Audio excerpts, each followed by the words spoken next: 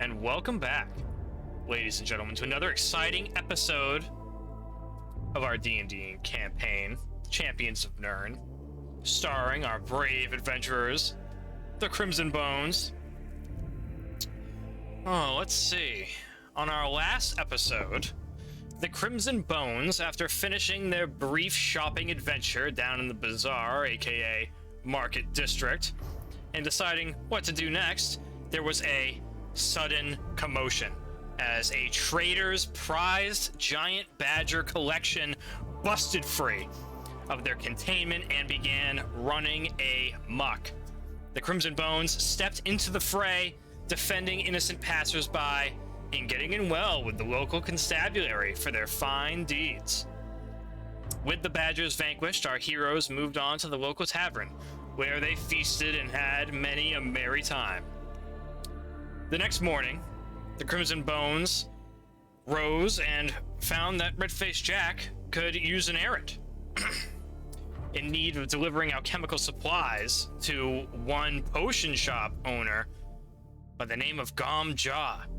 The Crimson Bones, eager to get their hands on potions anyway, thought this was a perfect excuse to go searching for the mysterious shop.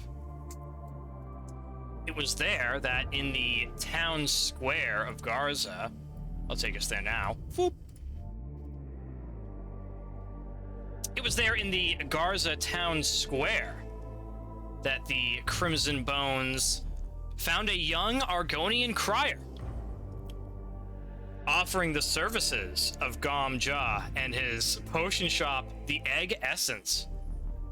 The Crimson Bones followed this young Argonian for quite a good while into the illustrious shopping district. Where there, the Crimson Bones found an interesting two-story beige brick building with a peculiar lack of windows in comparison to the other buildings that surrounded it.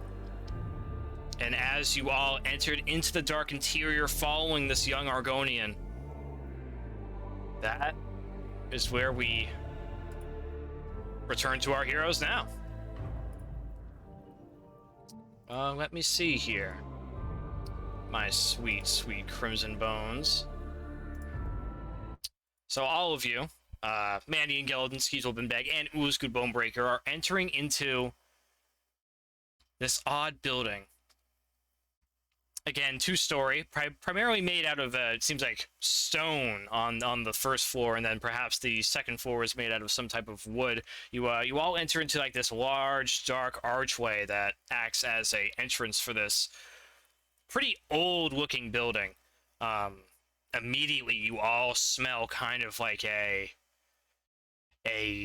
earthen, scent to this interior. Ulzgud Bone-Breaker, it kind of reminds you of the Low-Kier Bitter Swamp.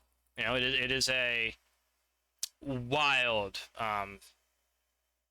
moist scent within this interesting interior, and the young Argonian beckons you all through the shadows into a what seems like a candlelit interior beyond. It's like, yes, this way.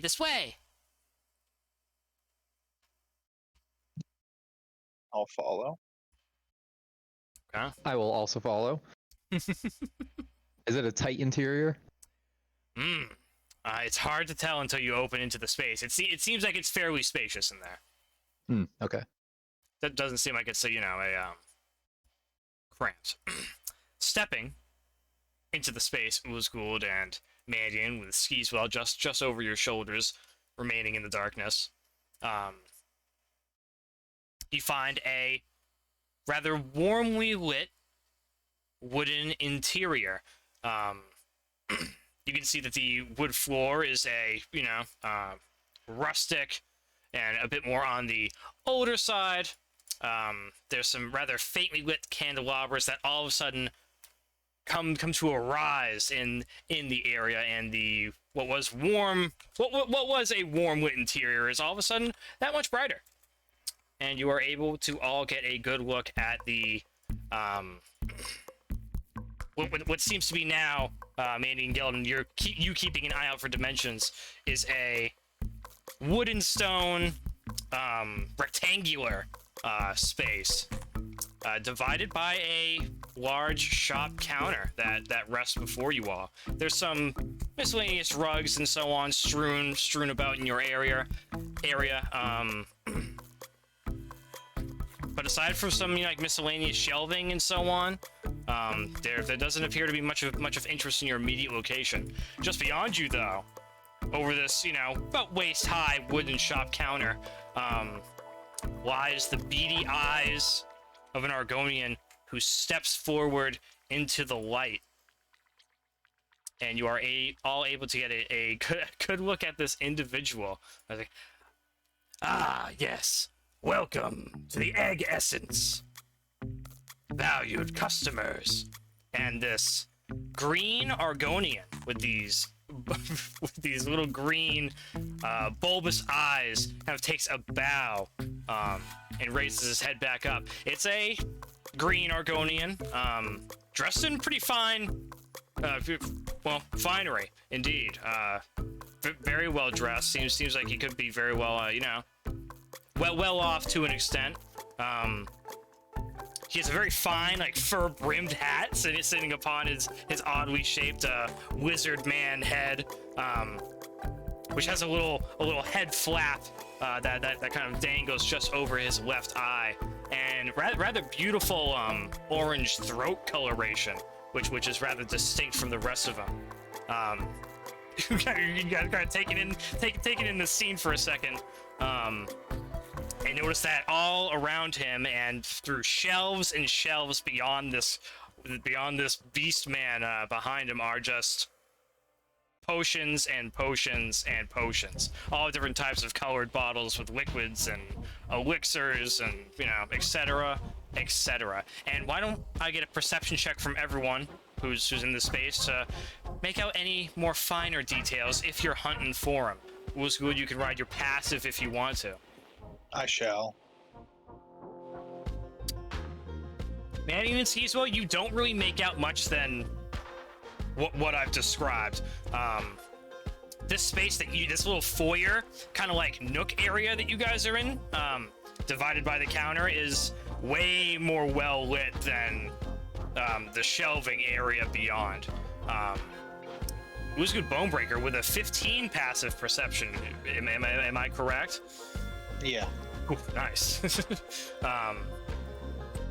You are able to hear like the pitter-patter of small feet kind of up along the ceiling, up beyond kind of like the chandelier fixtures that stopped moving when you entered into the space, and you have not heard this disturbance again. Other than that, your eyes are a bit more tuned to this darker interior, so you can make out some things a bit better. However, it should be said that your color begins to fade as the darkness looms into this interior, just as is the nature of your your dark vision, your night sight, for being a half-orc. So the potions are all like colored for you until it gets to darkness. Then you can still see them more so than like Mandion and Gelden say. But the colors all begin to blend together as Okay. You get like ascension pre-power vision beyond a certain point in the darkness. And you guys are now just sitting before this finely dressed green Argonian who's kind of just giving you the odd little beady Argonian eye treatment. So what can I interest you in? Did he provide a name? Oh, shit, I don't remember. If not, I'll ask him. Sick. I am Gamja. Welcome to my fine shop. You've already met my son. Walks through fog. And he motions over to the small Argonian that let you guys hear. He's like, hello. He waves. Good day. I am Ulzgud, and I'm here looking for Gamja. Gamja is I. What is it I may do for you, strange traveler? Two things. We got a little delivery for you from Jack, and we're looking for some potions. Oh, please. I can. It seems like I will be able to assist in all matters. What is it that Jack has brought for me? Did somebody else take the delivery? Ooh. I think I certainly did not. I think you may have it, Ulzgud Bone-Breaker, though it may not be represented on your person. It's Yeah, I didn't mark it down, so hey, it's fine. It isn't something that's so crazy. It's a small pouch of what feels to you that I mean, you know, you've had it for, you know, at least like a half hour now. It feels like a bag of like sand to you. Okay. Some type of powdered substance. Yes, well, I will hand him the little bag of powdery substance. Very good. As you do, you take note of his pretty mean looking, you know, like all Argonians are pretty infamous for their they're very, you know, very human hands. However, they have, you know, very devastating, you know, reptilian like lizard-like claws, you know, that look pretty ferocious, and you know, you get a better look at this character getting so close to him. Hard to read these creatures just due to their facial expressions. They really don't typically tend to like smile or frown too much. You pretty much only know when they're angry when they bare their teeth and then their eyes kind of squint. Other than that, it's hard to tell when they're on the happier side, or you know. Does he have a tail? You peer over the counter and you do spot a large green tail. As well as you also take note of the 6 kind of like little bony eyebrow ridges that this lizard folk also possesses, which I don't know, you know, you have an eye for bones, so I can only imagine you would take note of them. For sure. These must be my void salts. Thank you so much, traveler. And the wizard gives a slight bow. Also wondering if you have some potions that are combat oriented. Combat-oriented potions, please take a look. And he takes out a catalog, and displays you gentlemen like a good 2-3 catalogs before you all. Skeezewell, Binbag, it's up to you if you desire to approach one of the open catalogs upon the counter for some potion shopping. You've really yet to unveil your presence, if that is your intention or not. It's up to you, my friend. When you know, if you desire to do anything, Master Binbag, you are in the space. As Syphax will push into the area. Yeah, Skeezewell's gonna approach the counter. Skeezewell. Alright, hold on. I got Skeezewell. Finally a man of culture. Skeezewell reaches into his bag and puts 10 gold on the counter. Alright, old man. I need you to show me exactly where you've got the smoke leaf at. You must have it in this dank den. Skeezewell leans on the counter, imploring. Okay, give me a persuasion check, Skeezewell, Binbag. He's like, well, there's quite a few of you, and then Skeezewell, Binbag enters into the space as well, and busts out a cry for smoke leaf. Again, a very hard to register on this creature. It's like, well, my son, you've heard him. It's like, yes, father. And the young Argonian, you see as he moves into a small kind of like doorway that you all didn't quite notice, that was kind of tucked over in one of the back corners. and slips in, and then you see him enter back out into the space beyond the counter, and he's going along some of the shelving, and you can hear kind of the I don't want to say nasty, but you know, the the harsh Argonian language, like the Argonian tongue being spoken back and forth, which I don't believe anyone is familiar with. It's just some nasty, like,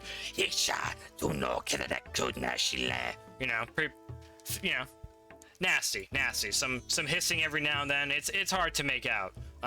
But it seems like Skeezewell Binbag, your request is in process. Nice.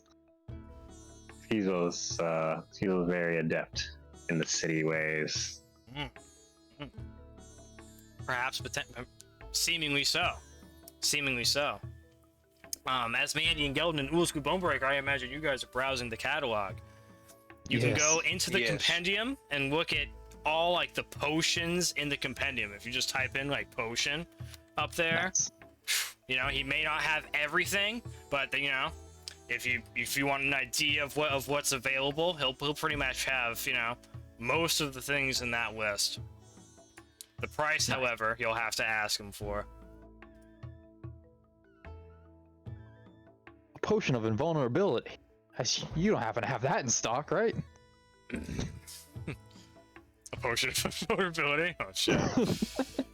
Sounds pretty OP. Let's see, do you have one? What does it do? For 1 minute, you have resistance to all damage. Oh shit, that's not so bad. He definitely have one of those. Ah, yes, of course. How many would you like? And you see as he's walking over toward some dim shelf over in the distance. Yes. How many, huh? How much do they cost each? I would say 75 gold. Normally I would say 100, but you strangers have brought me a fine delivery today, so I will give you a small discount. Very good. So we have a money situation in the bag. I think that's a combination of all of our money, though, right? That is correct. Okay. But- Does everyone know what they put in? I know relatively, but I'm also fine with like just throwing shit in and like we can share potions Gotcha. Just so for everyone like the knows, most part. I have an accounting of 500-ish gold coins in the bag. So Okay. I would like to purchase one potion of invulnerability from that, if possible. All right, very good. Yeah, you can, if you go to the items section where you see like all the potions, you can drag and drop a potion of invulnerability right into your inventory, and deduct the 75 gold. Very good. All right, hold on. One point with that. So I have in my sheet it says 347 gold, but I remember putting it into the bag. I also Should I recall just make my total 0 in that case? I guess so. Right?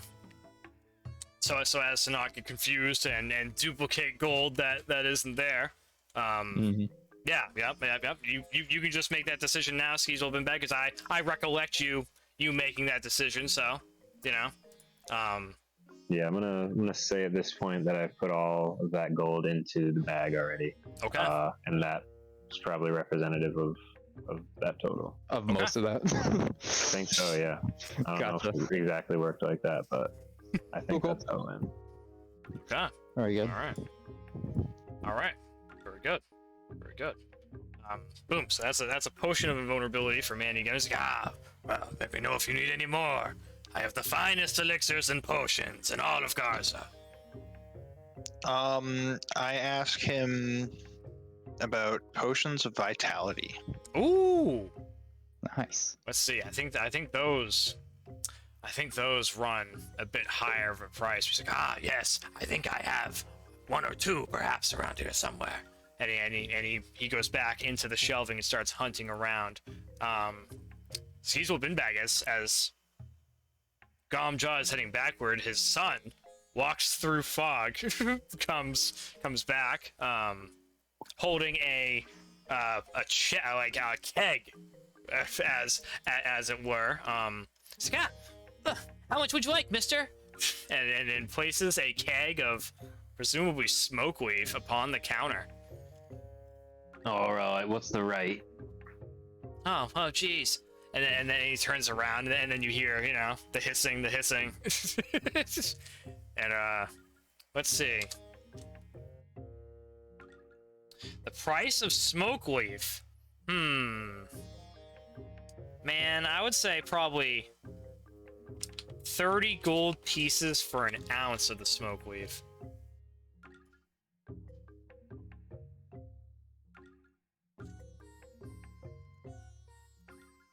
All right, Skeezewell's gonna haggle on that. Okay, if you dare. All right, I'll give you 50 gold for 2 ounces. Okay. Interesting. You watch the kid's face as he just kind of keeps his beady-eyed expression facing towards you, and then, ooh, you know what's you did roll a crit on that last persuasion. I think I'll let you ride that for another instance here. Skeezewell puts another 40 gold on the table and shoves it. And the kid kind of just takes out about 2 ounces worth and gives it to you. In exchange for what? What was that? It away. 50 gold? Yeah, nice. Okay, very good. It's like, and you see the younger, more seemingly impressionable Argonian take the handfuls of gold in his tail, swaying a bit more excitingly than prior. Heads off into the darkness with the gold, and there's some hissing back and forth between Gomja and walks through fog. As Gomja enters back forward with 2 potions of vitality, and see, I was looking at the potion of vitality, but I was a fool. It's pretty good, isn't it? Ooh, it is pretty good. Yes. Good. Sorry, I know one of you is gonna know. Oh shit. Yes. Yes. How many grams in 2 ounces? 56. Yes. Yes. Nice. It's quite a bit. That's quite a bit. Let's see. So a potion of vitality. It's like, These are rare. Probably gonna cost you around 250 gold each.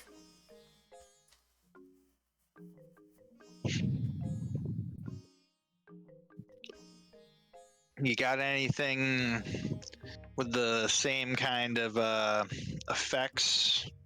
Removing exhaustion or diseases or whatnot, but not necessarily the hit die stuff that's a little cheaper?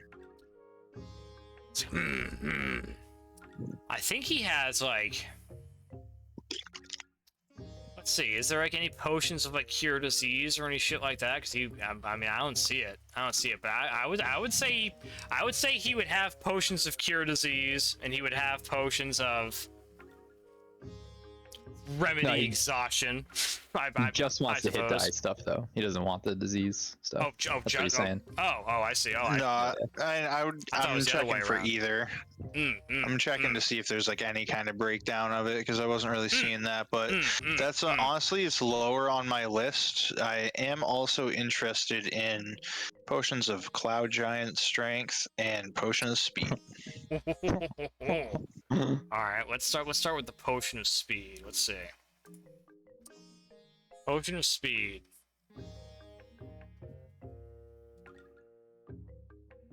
Ooh. Gives you the effect of the haste spell. Fuck, I'll have to look up the haste spell. Without having to do the concentration, it Choose a willing creature within range until the spell ends. The target has doubled speed and gains 2 AC. Ooh. Ooh. It has advantage on dex saves and gains additional action on each turn. Ooh. Damn. That's strong. Pretty good. Yeah, that's pretty good. That's pretty good. Damn, yeah, it's probably gonna be up around the 150 do re mi range, range. I would say. What about the Cloud Giant? The Cloud Giant's pretty serious too. Or any lesser of it, I guess that would be relative.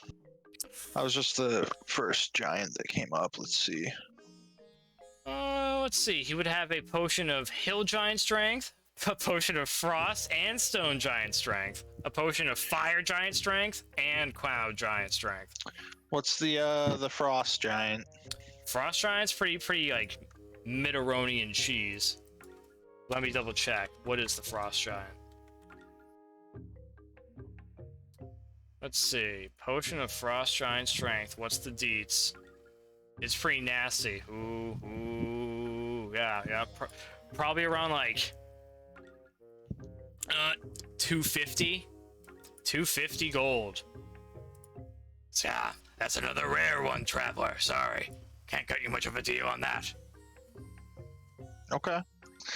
Well, I will take one of your potions of speed, and I would also. What's your price on potions of healing? Ooh, potions of healing. It's 50 gold for a basic one. But for you, I can do 40. All right. So that would be a total of 190. So I look to Mandion and I request 45 gold so I can get to that 190. I have 145 on me. 45 gold, no problem. I'll tip the bag out and tip out exactly 45 gold. Okay, so be it. Very good. So with 190 subtracted from the Crimson Bones gold pool, Ulzgud Bone-Breaker, you've gained a potion of speed and a potion of healing, which you should both be able to find in the items in the compendium. And you can drag and drop them onto your character sheet if you want to, or I can take care of it, whatever you desire. Just make sure you get the item. But I don't think there's any other type of potion, like proficiency or whatever. So anyway, yeah, Gomjaw delivers you your potions and seems quite pleased. It's been so long since I've had good business like this. He continues about Mandion Gelden. Was there anything else that you wanted? I wanted to look through his health potion collection, see what he has available. Let's see. So he's got potions of healing that are normally 50 gold, reduced to 40 for your small discount. He has some greater healing potions, 44 plus 4, for, let's see, it'd be 100 gold, reduced to like 85. Superior healing, he has one or two of these, 8d4 plus 8. He has these available for 200 gold. Okay. I'm probably looking for some greater healing potions. I may want to do a trade though. Would he be interested in my potion of Hill Giant Strength? Whoa. How much would he offer for that? Damn. He's definitely familiar with those. Damn. It's like, I could always take another one for the big guys like him. And he motions over to Ulzgud Bone-Breaker. I don't know, Ulzgud Bone-Breaker, if you have any interest in the potion of Hill Giant Strength, you may have to speak now. Definitely. Ulzgud is saving his money for one more adventure after this. Well, I'm saying I have a potion of Hill Giant Strength. Yeah, but you can get the money. True. Okay. So be it. I don't have a use for it, so I'd like to trade it. I'll give you 50 gold for it. 50 gold. You can't do 85 to match a greater healing potion. And I'll even buy an additional greater healing potion if you accept that. Damn, you're dodging the need for the persuasion roll. The Argonian kind of strokes his scaled chin. Some of the points of it ending with bones. These small like bone protrusions that just rise under his snout. It's like and then you see him start to nod, and he's like, yes, I like your style, stranger. What is your name?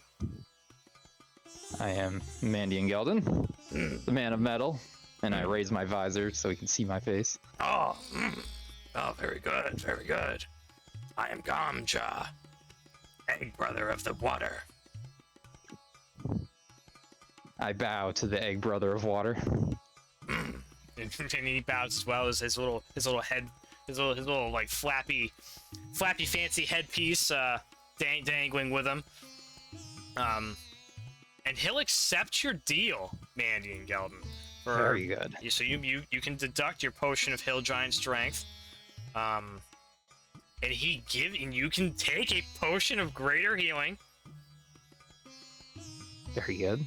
And he is very looking forward. You know, he just kind of stares you down until you go to buy the second one.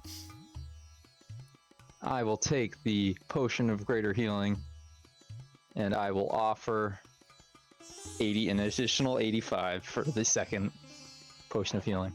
Very good. I have 2 potions of 50 or so greater gold healing on my person, so I'm only taking 35 from the group. Okay. All right. Very good. How much is left in the pool, would you say, Mandion? I will let you know in one moment. I gotta Nice, dude. do the official calculations. It's a big responsibility, and it's finally 30 episodes ago. It was not a big deal, but I did make a point to remind you when you first got it one day. So minus 52. Actually, no, 52 is coming from me, so that would be 33 from the group. So we have 347 left in the bag of holding. Nice. Pretty decent chunk. I'd say so. Not too bad. I'm gonna wipe out all my coinage. I mean, I guess I have some silver, but who cares? Okay. Yeah. Who cares? It's right. Not me, to be honest. Skeezewell sees the bag of holding and he looks inside it. Wait, what? No! He sticks his whole head inside and there's an echo as he says, No! Mandion grabs the bag away and tries to pull the drawstring tight. We need more gold. You there, Argonian! Skeezewell points at Gamja. Where can a man make some gold here? I don't care if it's honest work or not. It's like, a band of colorful characters like you could head down to the Mercenaries Guild. They're always looking for help down there. They pay well, you think? What kind of jobs do they usually get themselves into? All kinds. Anything from escort work to assassination. All type of contracts come to the Mercenaries Guild. I look over to the group and give them a slight nod. Not giving out our plans. Thank you for the information, Gamja. Of course. Are there any other wares? Ask Gamja if he is interested in buying some materials, perhaps. And I show him my giant badger claws and my array of bones. Ooh.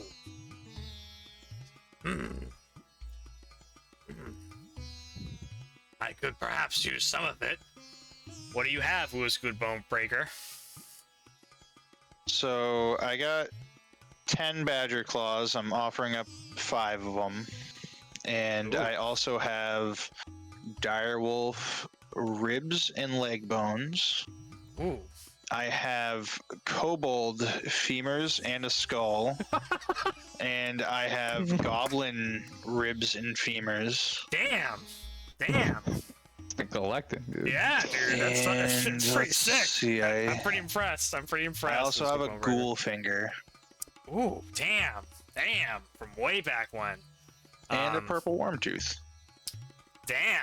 I mean, he'll take as much of it as you're willing to part with.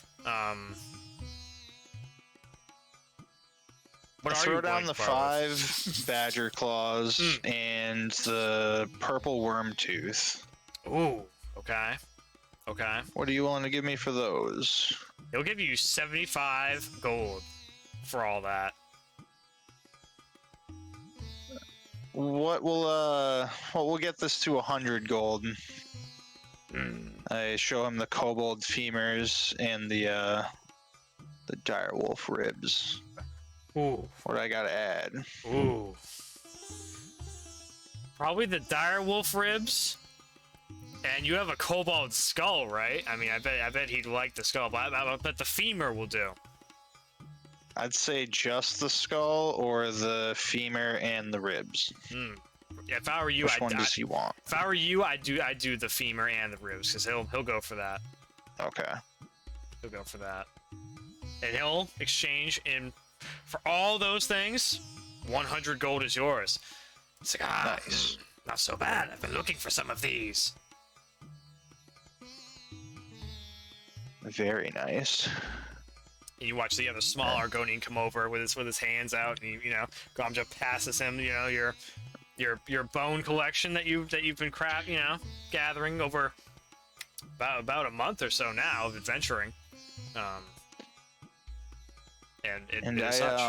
I throw 50 gold at Skeezewell and say, "Hush, settle down." Skeezewell, yeah, whatever you say, Ulzgud, yeah, you're the man. As he more rapidly than you would think possible, collects the gold into neat stacks and puts it into the gaping bag. There you go, little one, you're almost full. Skeezewell nurses the bag to health. Against Mandion's will. Yeah, the Argonians return no odd expression or anything. They they're very stoic in their very good poker face. The Argonians. What a colorful bunch! It seems the tides of fortune come flowing my way.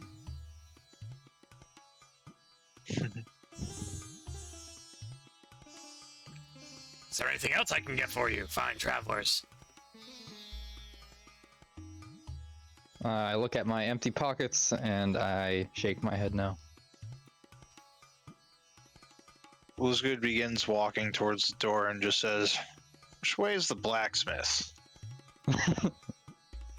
Oh, you should find him if you head out, head about 5 degrees to your left and then go straight ahead, and you should run just into him.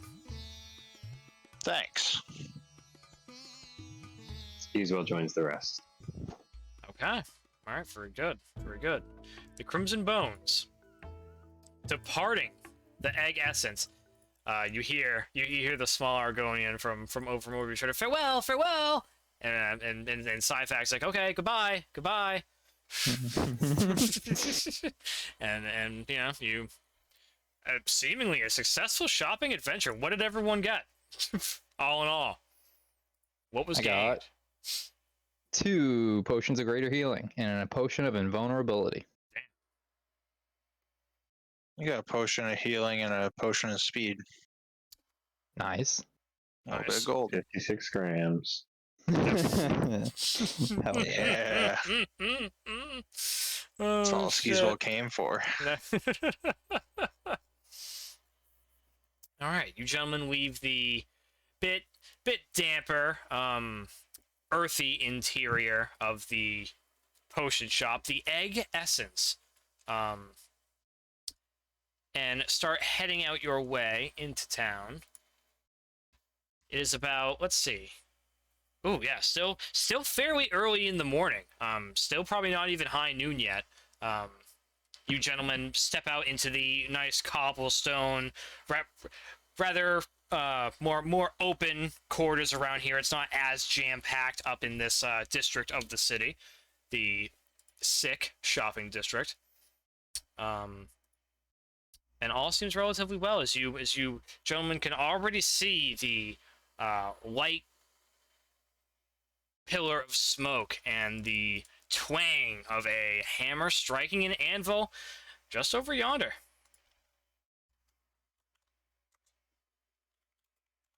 That must be the blacksmithing school. Let's go check it out. Yeah, let's. To the blacksmith. All right. People, fuck, you know, I'm such a fool. JK. Fool. Everything's fine. Everything's fine. And all right, you gentlemen start striding your way over. The traffic in this area again is, you know, a bit more on the calmer side. The atmosphere a bit more pleasant. The amount of guards here, Skeezewell, Binbag, I'm sure you would at least take note of this. Increased. You know, the volume of constables in the immediate area is high. to say the least. Oh shit, I'm loaded. Skeez will cast Prestidigitation to clean his clothes of any scent. Okay, very good. Very good. Unlike before, Skeezewell, Binbag, where you were battling with the badgers in the marketplace and had a rather traumatic experience, you find that your Prestidigitation is able to be cast without a hitch. It seems like it spells greater of a cantrip level that seem to react violently with the suppressive aura of the city. And you're able to get yourself looking fine as usual. As the Crimson Bones make their way over to the blacksmith. There, sweet Crimson Bones, you see up against a partially, you know, stone and wooden structure is a large kind of almost like airport hangar-esque large, like, you know, thatch and wooden overhang. Just beneath it, it seems like two or so humanoids, one of them quite large with a large blonde goatee, hooded and cowled with this different types of like plate armor all over me, a muscular, looks like a Nord potentially of some caliber, is just striking upon this anvil, working metal rather, you know, furiously. It seems like another younger apprentice is just over his shoulder, and there is a cavalcade of all different types of smithing tools and weaponry laid about in all types of racks and, you know, etc.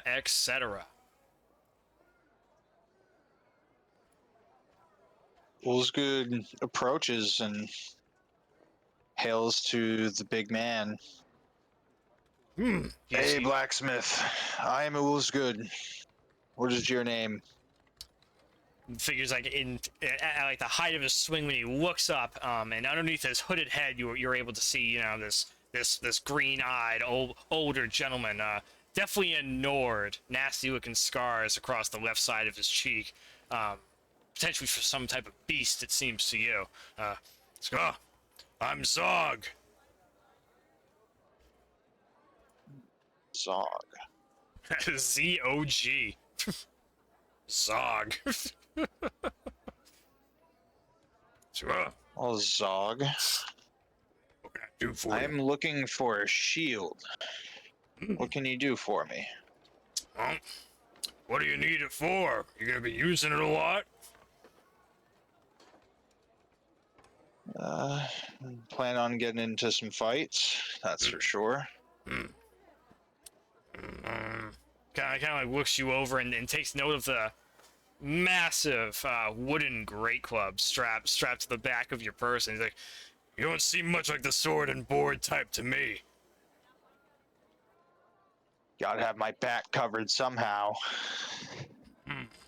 I see. You're probably looking for something a little lightweight then, eh? Perhaps, but ideally I'm looking for something broad and strong. Very good. With his other hand, you see unveiled now is tongs. He grabs the piece of metal that he was just working and quenches it in in this liquid substance. As he kind of turns that over, he's like, I see. Give me just a moment. Skag, fetch me the shields. he yells over yonder to this younger individual. He's like, oh, yes, master. And the young man goes about rummaging through all manner of piles of equipment.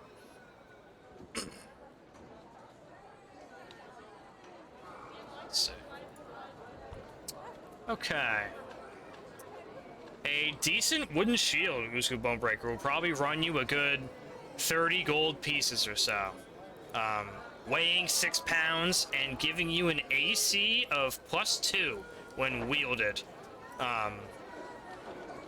Worn upon the back of your person, it will give you a +1 AC bonus. Thanks to your lack of armor.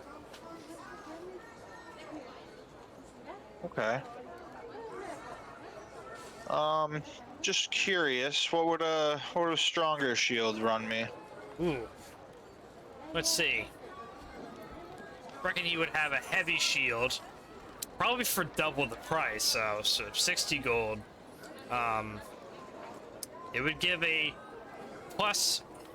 Ooh, yeah, it'd probably only give you like a +3 to AC, so it'd probably only give you again like a +1 when unequipped on the exterior of your person, and it would be a good deal heavier. You would have to go even more expensive and more heavy of a shield, to get more bang for your buck. But All right, we'll stick with the wooden one for now. I will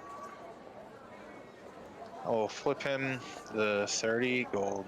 Give it to the boy. He'll see to you. What about your friends? They need anything? You can see this old grizzled guy is, not impolite, but it's definitely more about the craft for him. And then this younger, soot-covered, scraggly-haired kid takes your money and it hands you this pretty sturdy. Seems like you to be like an oak shield. I will place it in your inventory. Thanks. And make the appropriate adjustments, because you'll pretty much never be wielding it. Correct? Is that what I'm to believe? I mean, I'm sure you will sometimes. The only times I will is if I'm breaking out my Wormtooth Fort Sword.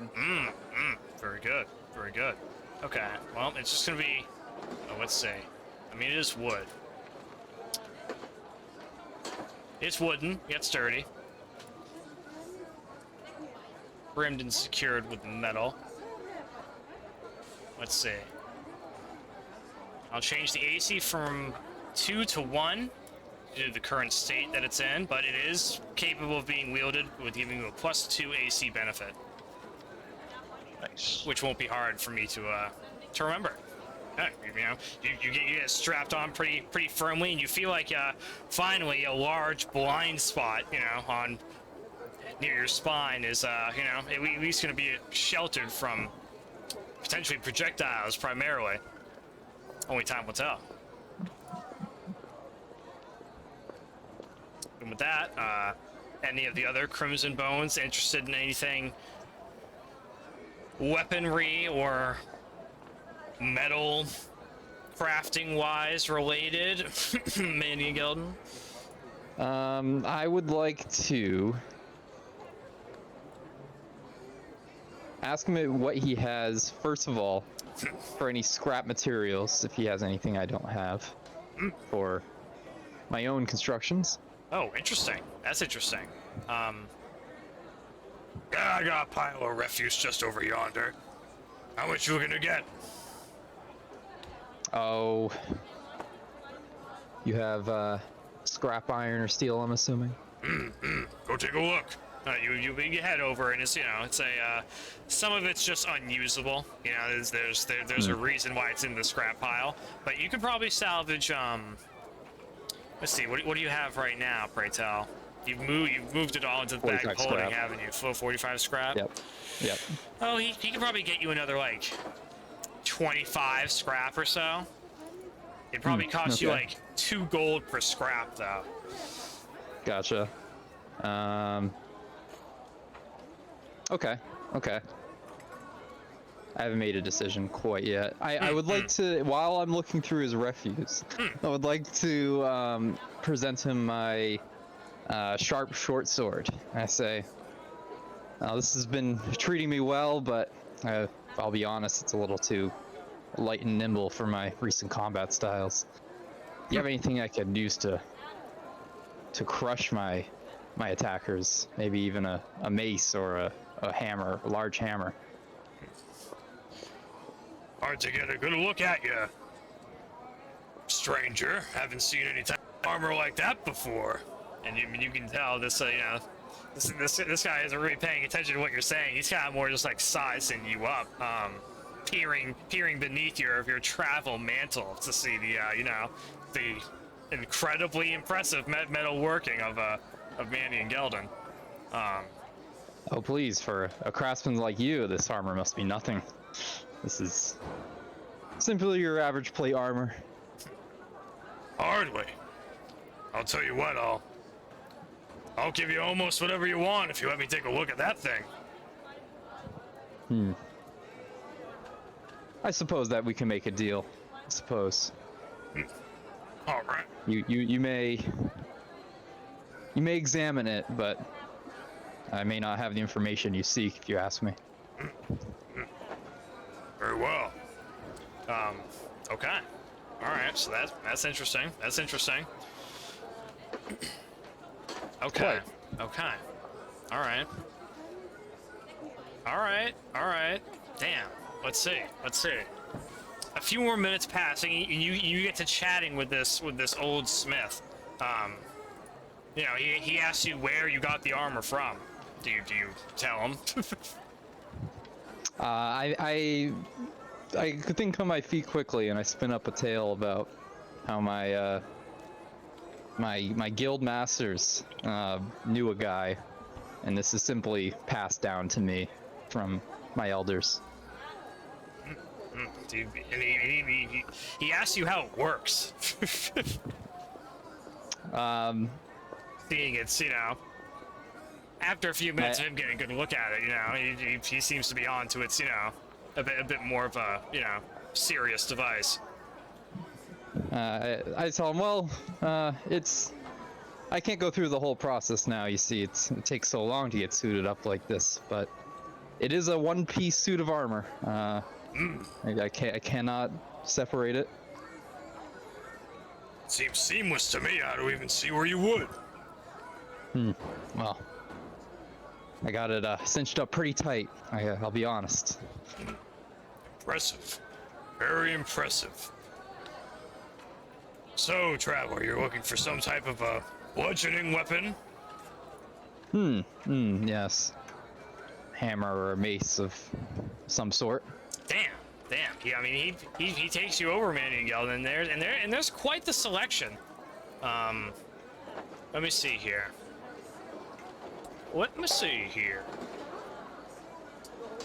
He's got a great club, which is kind of reminiscent of Ulzgud Bone-Breakers, but not hardly anywhere near as impressive.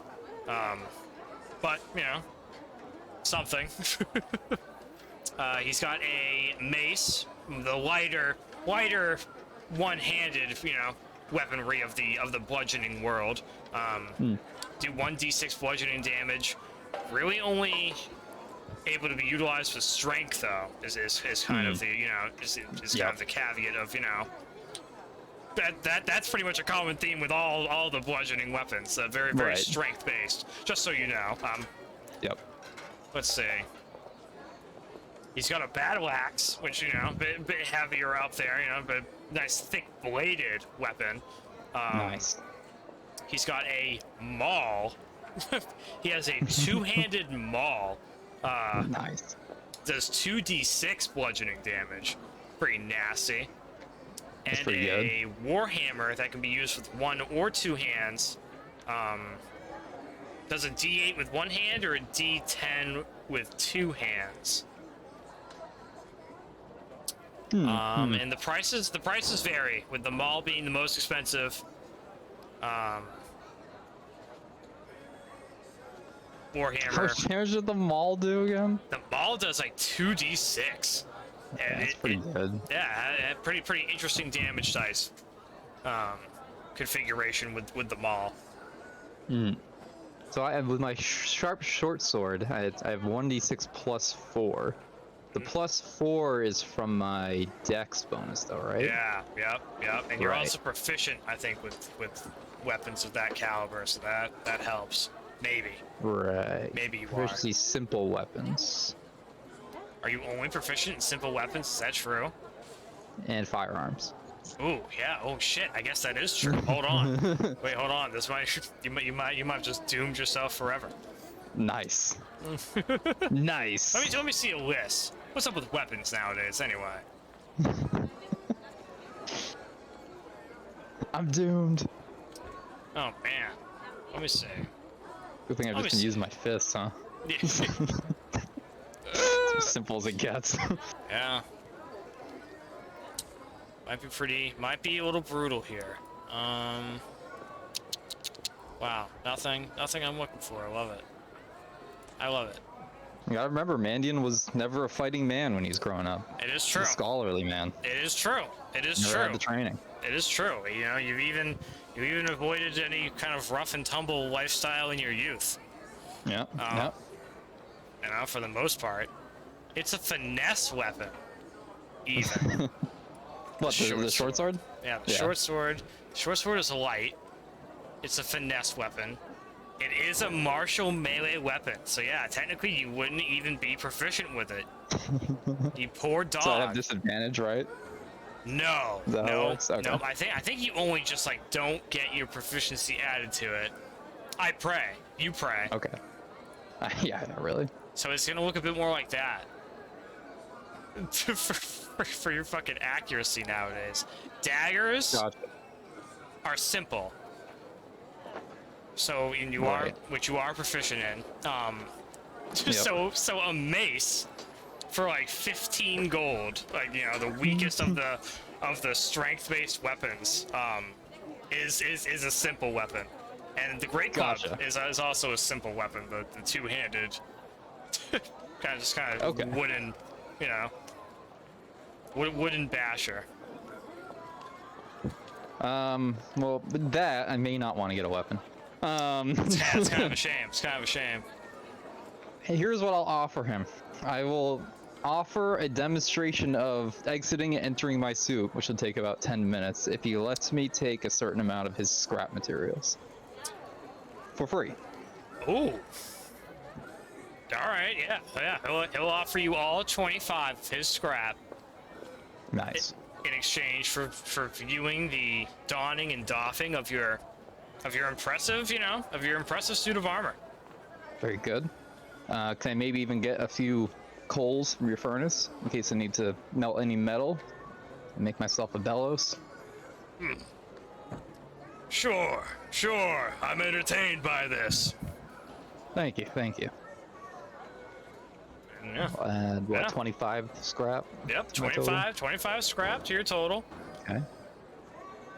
And you get like 2 or 3 pieces of coal. Pretty sizable. You can try to sneak more if you want to. That's up to you. I'll be nice to him. He's interested in me.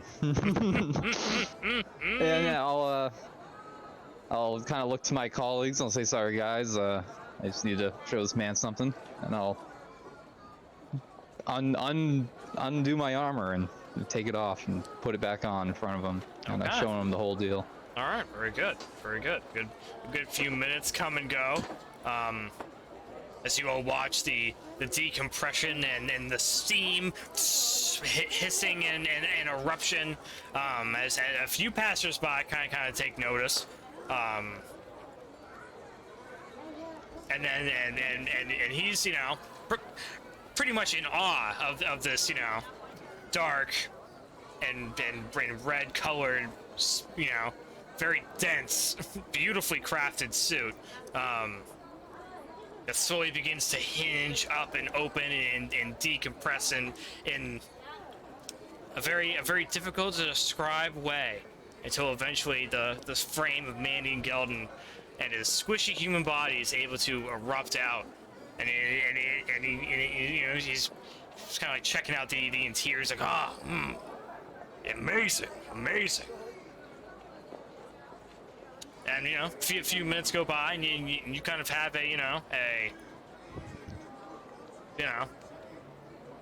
understanding almost with this man who has a finer appreciation for, you know, the metal arts. Very good. And I'll say to him,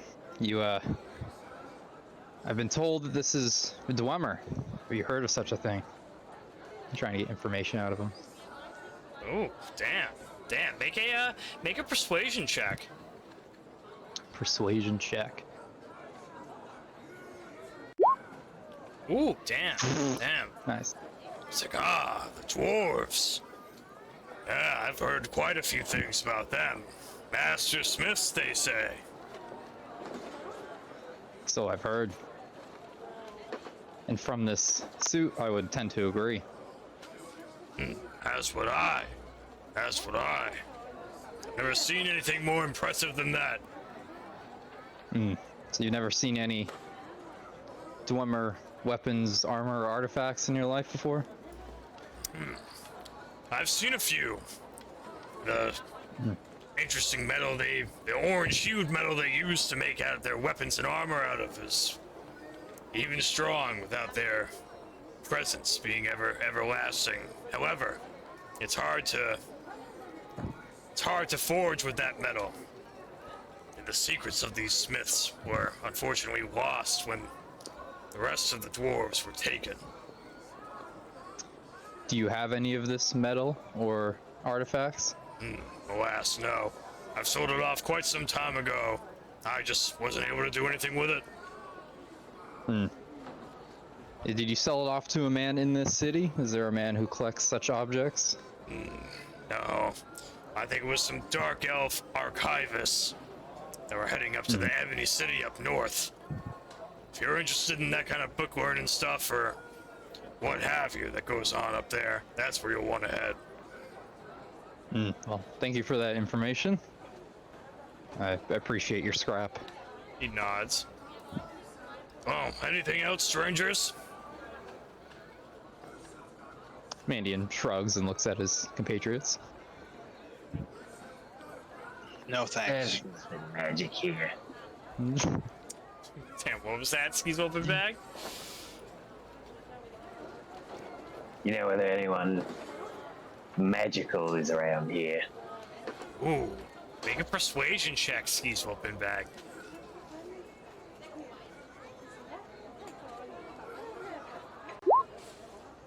A 16?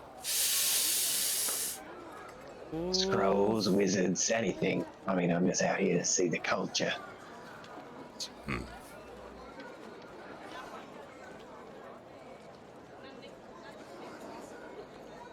And you can see the blonde goateed figure kind of like paused for a second, and it seems like he's, you know, fairly unsure.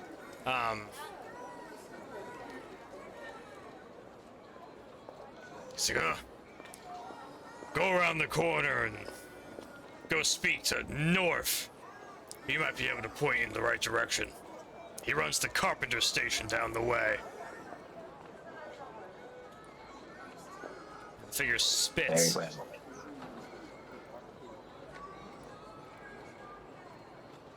And the carpenter stall has been unveiled on the map location.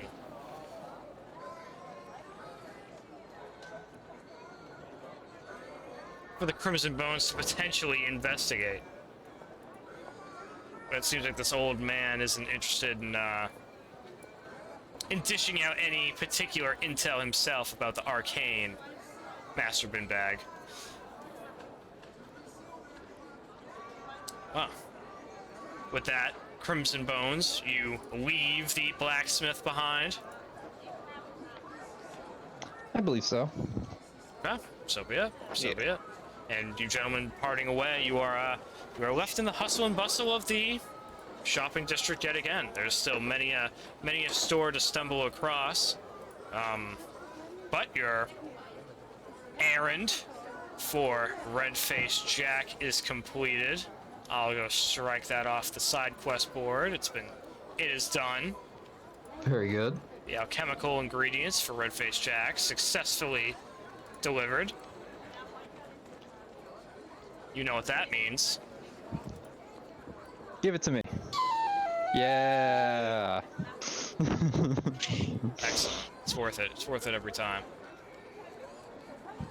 And with that, fellas, where are we off to next? What are we thinking? Well, is the sun high in the sky right now? It is. It is. It still isn't even high noon yet. Very good. Very good. Oh, we can check out that Mercenaries Guild, or I don't know if Skeezewell wants to go check out the carpenter he's told about. Options. Yeah, do we want to split up if you guys want to go to the mercenary thing? We can do that. Cool. Yeah. Yeah. I want to bring Syphax with you, so you have some backup. Oh yeah, that makes a lot of sense. All right, so Nice. I'll go with Syphax to the carpenter, and you guys go to the mercenary guild. And Deal. what kind of price we can get for our services? Sounds good to Okay. me. Okay. The Crimson Bones split up in the city. Hopefully it won't be their last maneuver. Syphax I like, tossed my sending stone to Syphax. oh shit. Oh, damn. It's like, oh, but I want to go with Ulzgud. What's this beetle? What's this gonna do? Come on, Syphax, bring the found. And I kind of like Mandion speak on Syphax that. to the beagle. I kind of say, Syphax, get a grip. You've seen us use these before. I guess that's true. I put the beetle in my pocket. Okay, Syphax does the same. And the Crimson Bones part ways. Now I have to make 2 map markers. And anything can fucking happen. Spicing it up for you. Okay. Yeah. Okay, parting ways. Skeezewell, Binbag, and Syphax, you kind of like head deeper into the shopping district. Start heading in that direction. Mandion, Gelden, and Ulzgud, which way are you guys heading? Heading back the way you came, toward the square? I'd say we go this way and head straight towards the guild. Okay, very Sounds good to me. Oh, Let's do it. yeah, it should be said, you guys can actually, Ulzgud, just being familiar with it, and I believe Mandion, Gelden, you were told, but in case you don't remember, fucking Ulzgud Bone-Breaker knows it for sure.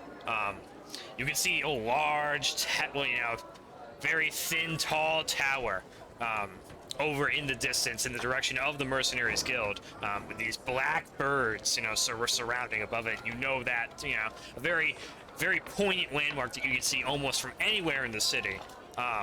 You know that to be the Mercenaries Guild, so all you have to do is head in that direction, and you guys can make your way there.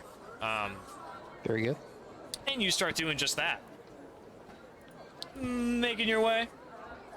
Let's see. Say you boys get to about there, just leaving the shopping district, as Skeezewell, Binbag, and company. You and Syphax kind of turn the corner near some of these large, seem like warehouse buildings to you. Doing your best to avert eye contact or looking suspicious from any guardsman's point of view.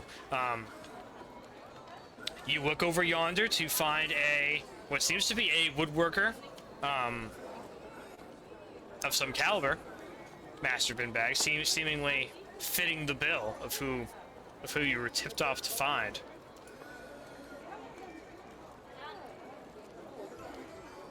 Are you the carpenter? This figure kind of turns around, a long black-haired individual, as he's kind of like sitting in almost like a overhanging area, very similar to that of the blacksmith, kind of like a partial interior, if you will. And you kind of enter into this shaded space along with Syphax as this black knotted beard, long dark haired, looks like a Nord, maybe of some kind, turns to face you. Yeah, that's me. Name's North. North.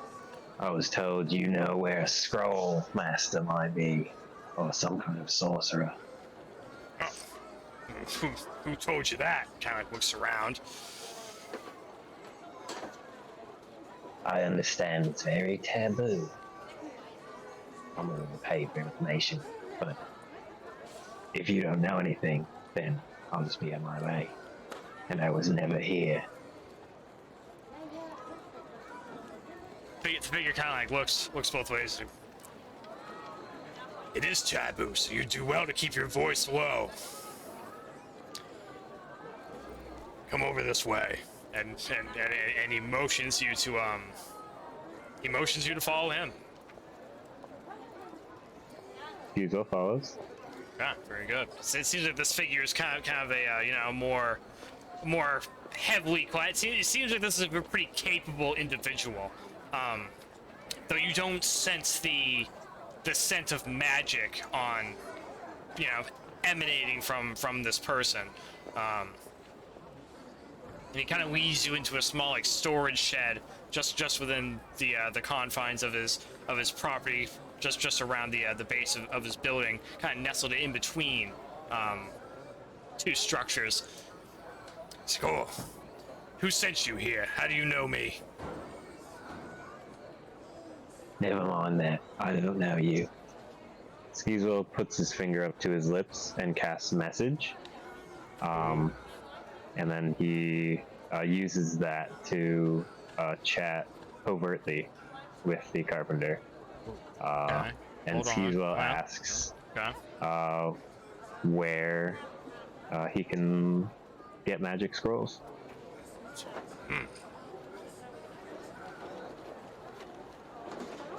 All right. Look, I don't want any trouble.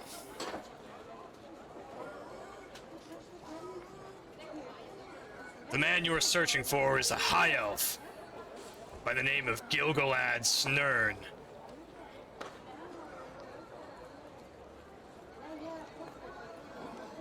Skeezewell writes that down. Very good. I'll post that in the chat because that's a real fucking mouthful. Gilgalad Snurn. The high elf. Cheers. And he kind of points over, like, out of the doorframe of his shed,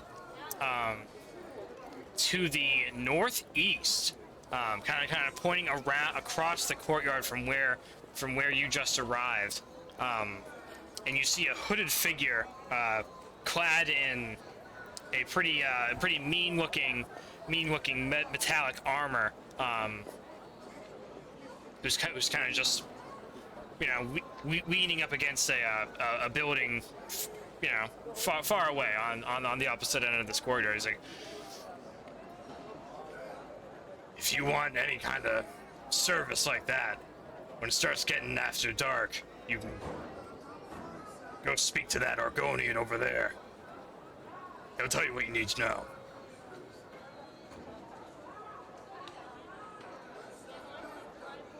The last thing Skeezewell says is, needless to say, I was never here. We never had this conversation. Yeah, sure. And Skeezewell beckons Syphax silently with a hand signal. 6. Syphax like, oh, and that does like a quick double take before following after you. He's like, oh man, Skeezewell, that was so cool. How you put the subtle muscle on that guy? That was nuts.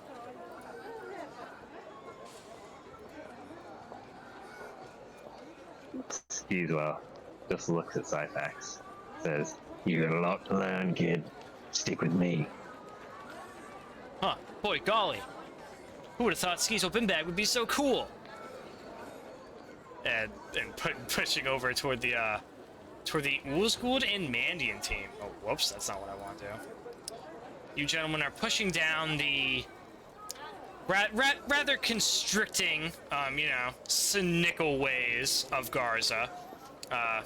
You find yourselves slightly descending over yonder and passing the occasional, you know, passerby. That's when all of a sudden, Mandy and Gelden, you look up over yonder into like the second-story window of one of these nearby stone buildings that you're passing by, and the window is flung open, and a stream of dark color liquid is dumped out from beyond the window in the direction of this Crimson Bones party. I'm gonna need a dexterity save for both Ulzgud Bone-Breaker and Mandy and Gelden.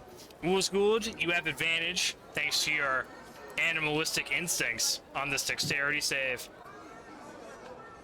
My danger sense. Precisely.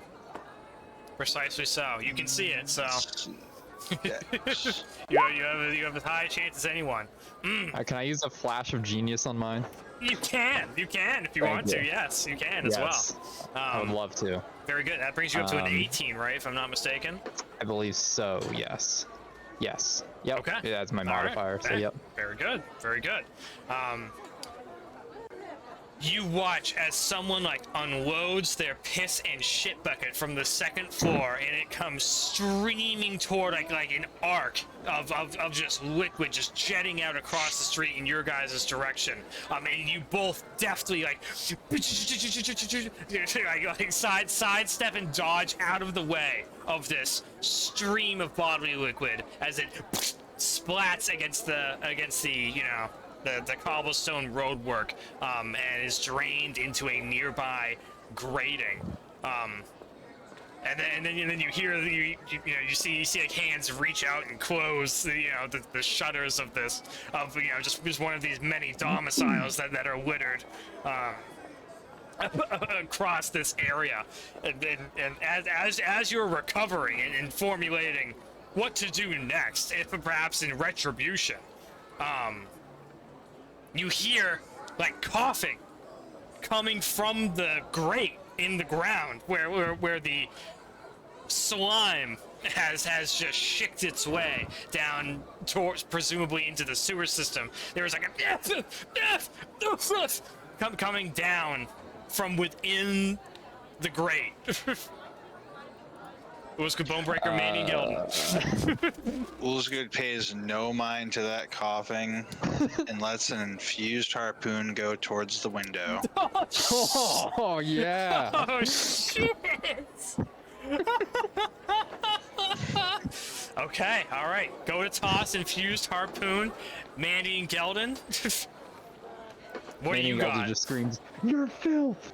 to the window. He's throwing a harpoon. Should I Make an attack? Yeah. attack it? Oh yeah. Yeah, Oh yeah. Yep.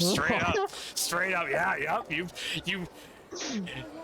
As like you failed and you're like shaking your fist, and you watch like Ulzgud Bone-Breaker just like full on just launches one of your lightly red sheening infused harpoons that goes careening straight for the shutter, like pierces the shutter, breaks part of like the wooden shutter panel off, splinters that, pierces into it. You hear the shattering of glass, etc. And then a few dogs barking off in the distance.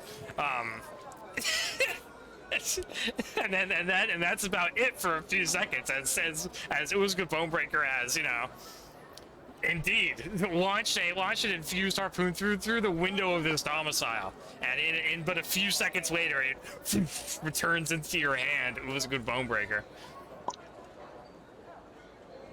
And acting like nothing happened, I look to Mandion.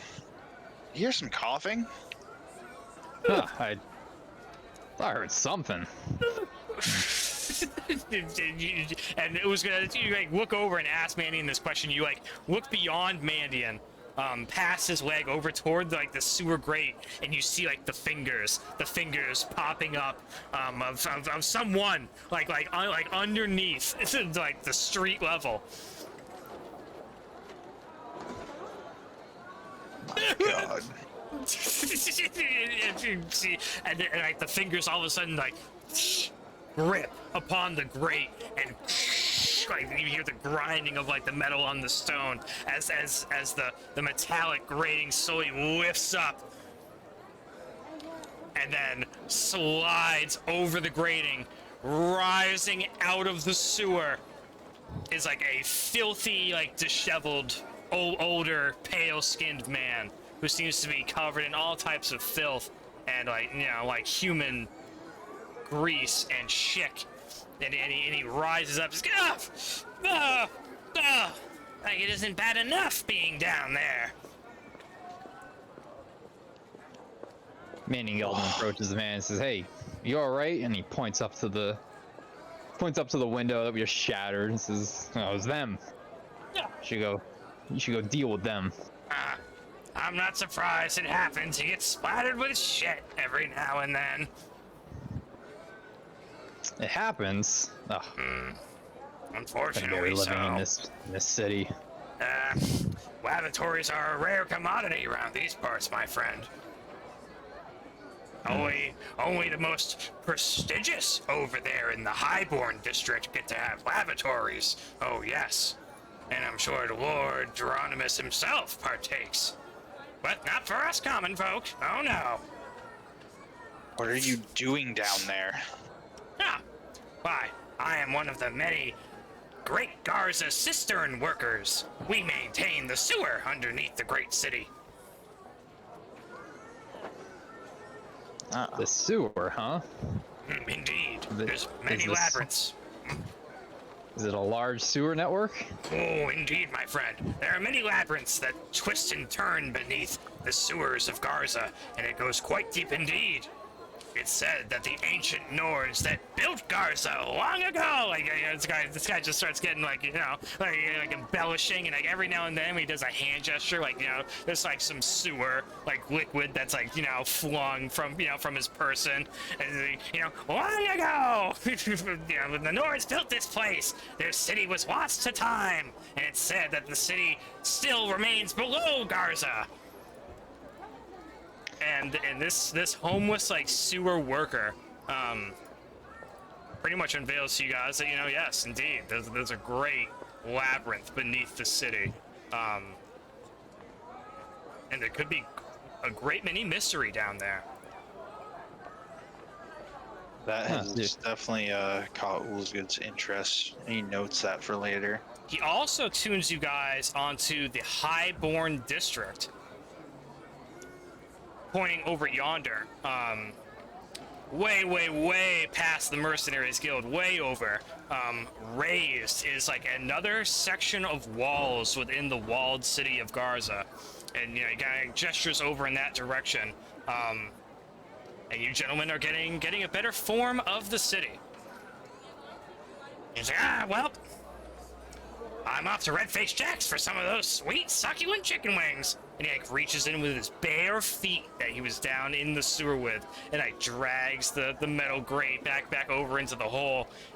He's like, so travelers, what's your names? I haven't seen your type around here.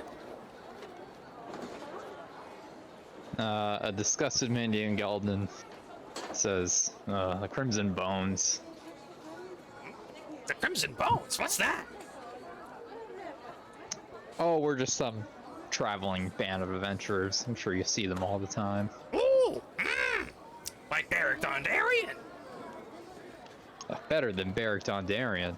Oh, Acquisitions Incorporated? Yes. Whoa, really? Mandion Gelden continues to agree with the man's ramblings. Okay, very good, very good. I mean,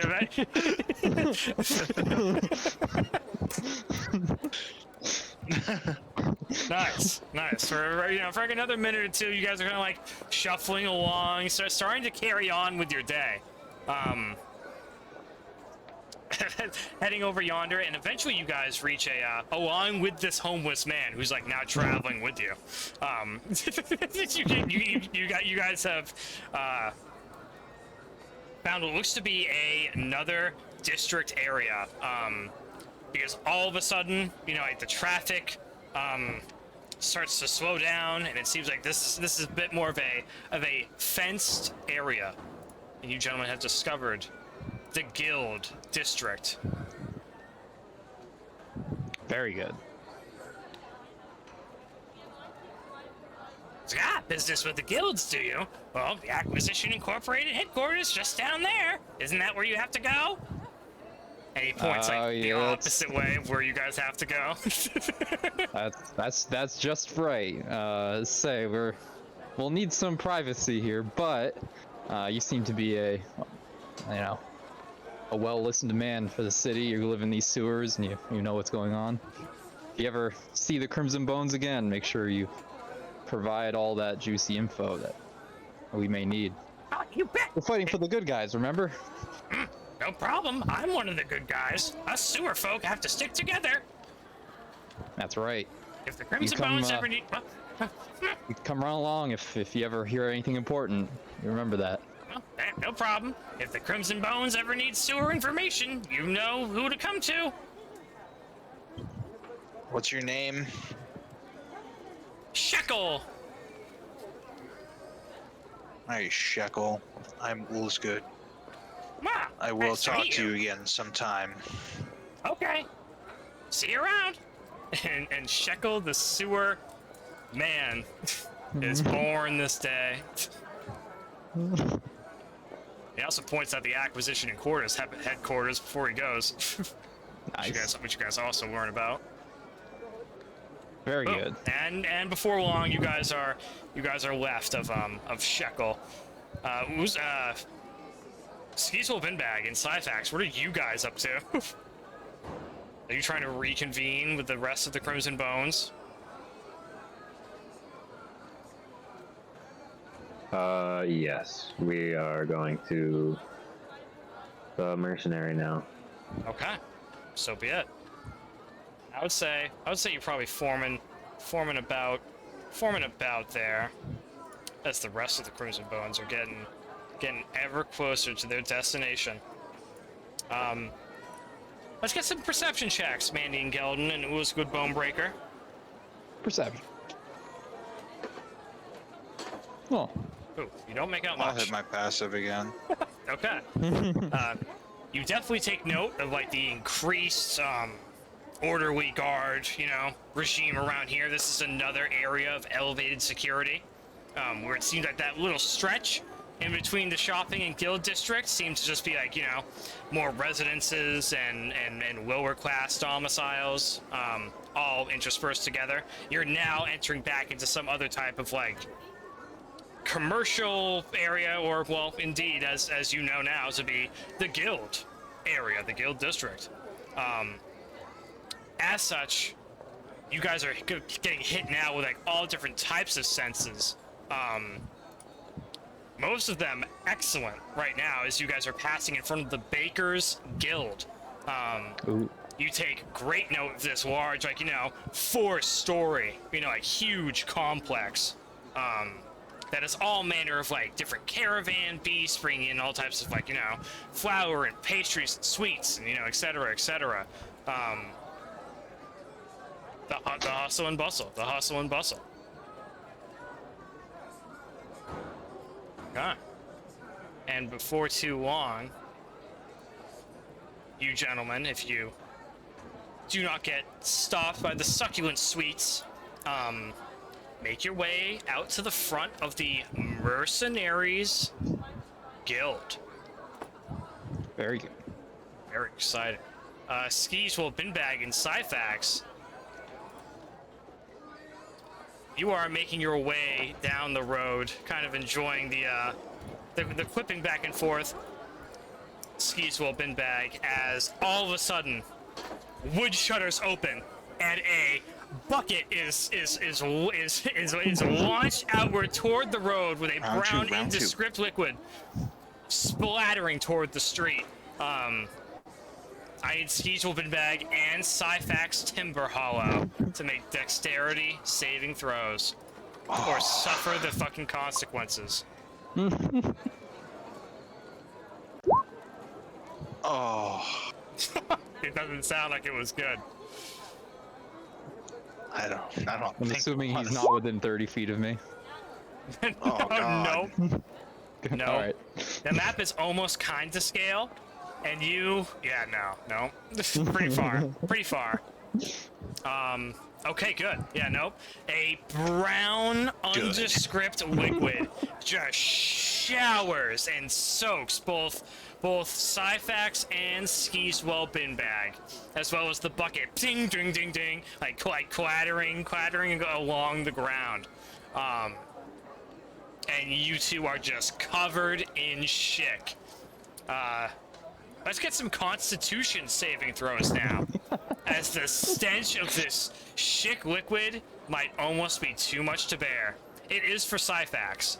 Skeezewell Binbag, you managed to, you know, not being a newbie to urban life. You know, this is a, you know, this is every day. For a young man growing up in the city streets, who perhaps isn't the most well off. Bloody shit, Skeezewell says, unflinchingly. He grabs Syphax and pulls him into the alleyway. Okay, it's done. It's done. Syphax was easy. He's like shaking and shivering, the cup covered in human bodily fluid. Hold on, son, hold on. Skeezewell uses Prestidigitation to clean Syphax and Skeezewell Binbag. Okay. Nice. All right. Very good. Very good. Man, that's really cool, Skeezewell Binbag. You know, it's like a minute or two, and Yeah, a pretty couple cool. We video go waves. shit on. Yeah, no, this you gotta watch your step. Oh well, hey.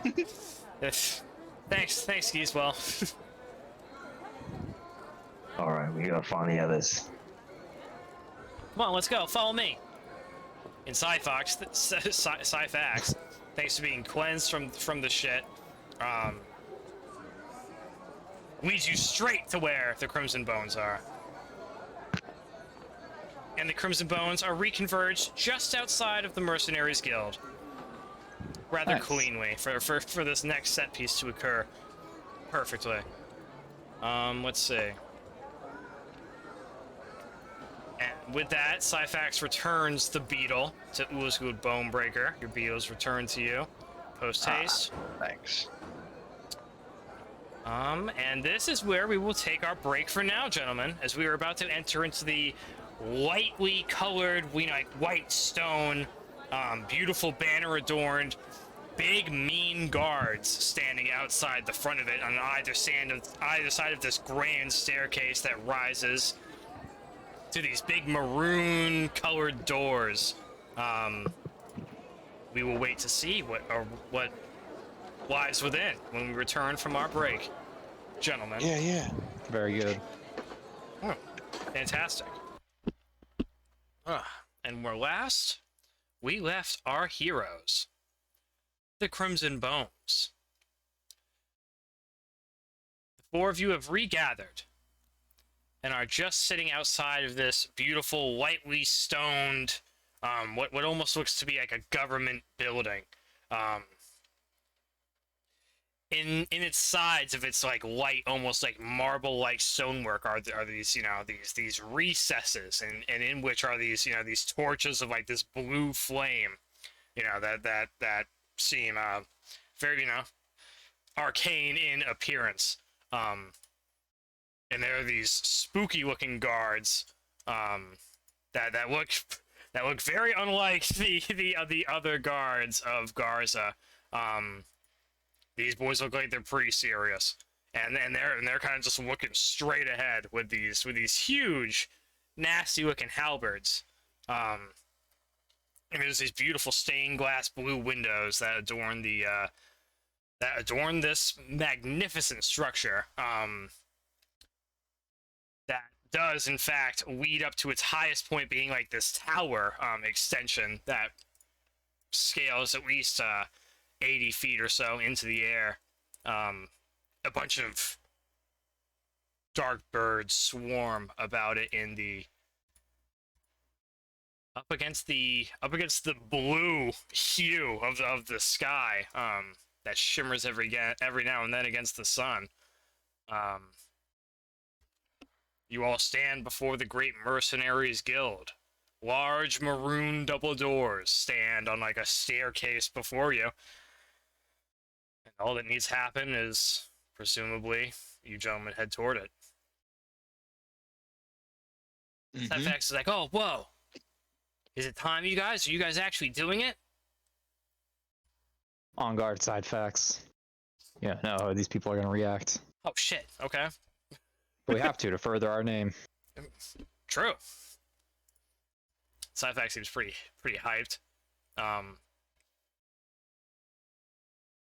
Who approaches first? If anyone dare.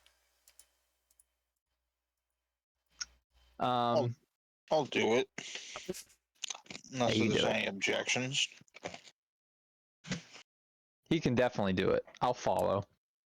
Okay, very good. Ulzgud Bone-Breaker, you puffing up your chest, push forward, up onto the sidewalk and starting up these light-colored, very beautifully crafted stoneworks and push up to these large maroon double doors. The far taller and larger than you. You push both of them open, allowing for you and the rest of the Crimson Bones to enter into the space. The intimidating guards, pay you all no mind, and simply allow you to enter. Once you are in this space, there is, again, you're just surrounded by this beautiful light blue brickwork. There's plenty of nearby torch stands, with this beautiful blue flame. Very, very cool color hues in this space. The smell of, it has almost like a smell of like that, like cold metal of this interior. And it's a bit on the chilly side, and there's a large counter space in this area that pretty much divides the room in half. But it stretches for, like 100 feet, pretty much across the entire span of this, 100 by 100 foot room. A large expansive area, the ceiling going up at least a good 30 feet or so. Very, very spacious, and your footsteps echo throughout this large chamber. Until you hit this large blue rug that kind of leads you over toward the front desk. This incredible counter. It has like a smaller, frailer individual who seems to be writing upon some type of ledger or doing some type of documentation, and they pay you no mind until you walk up all the way the length of this large 60-foot interior and stand up to the counter. The assembled Crimson Bones. Let's get some perception checks on the way as this cool, ornate, almost like church-like building has a lot that can be seen. Whew. Damn, Ulzgud Bone-Breaker. I mean, anyone else who dares. I dare. Mandion, you pretty much make out more of the same. You make out at least a good 3 different doors in the space, other than the double doors that you just entered, that presumably lead deeper into this structure. They seem like they are of a similar large, maroon, heavy door, uniformity. Very clean in here, this place. Kind of gives you like a library atmosphere in this area, Mandion Gelden. It seems, that's the vibe you get. When you heard Mercenaries Guild, perhaps you imagined, brutes in here, perhaps training or something otherwise. But as far as you can tell from in here, it seems to be quite the opposite establishment. You look over to the left as you enter, and before this double door that that begins where this counter just before this counter starts on your side of the counter, as it were, are these 3 large boards. What do they say? One says groups, one says contracts, and one is a bounty board. Groups, contracts, and bounties, you say? Yeah. Yeah, and they have their own 3 separate, boom, boom, boom. And they take up almost the entirety of these walls. Huge. And there's many, many, many different, pieces of paper, etc. that are strewn about to this board. Seems, massive, massive. Very interesting. Does this seem like a self-service kind of situation? Well, there is for advertisements, or it's hard to say. It's hard to say. You may have to inquire to this individual who seems to be manning the counter when available. Ulzgud Bone-Breaker, you make out all of the same. However, in addition, you spot Ulzgud Bone-Breaker high up out of the corner of your eye as you have plenty of time as you're walking through this through the space, and the tension builds, and you look up out of your eye and you see movement, and you're scanning over yonder. It's kind of like an arch, vaulted ceiling, if you will, and up on the corners of kind of like where the architects have very heavily embellished out, like the where the walls start to where the walls meet the ceiling, and there's very like ornate edges, and trim work that's placed here, and you spot some gargoyle statues up there, and you could have sworn one of them, one of their heads turned to face you. Oh. Though no longer how long you watch, it does not happen again, but you could have sworn. Duly noted. But other than that, that's like the only sus thing you detect. As you all approach the counter, this individual, yet to address you all, seems like it's an older woman, of human descent. Over just beyond your shoulders, a bunch of different like desks and drawers and shelving, and it seems like it's all like documentation, bunch of books, bunch of scrolls, bunch of a large stone fireplace with the blue flame going on beyond it, and the figure with these circular reading glasses finally places down their quill and looks up toward the group. So, hello. Welcome to the Mercenaries Guild. What can I do for you, gentlemen?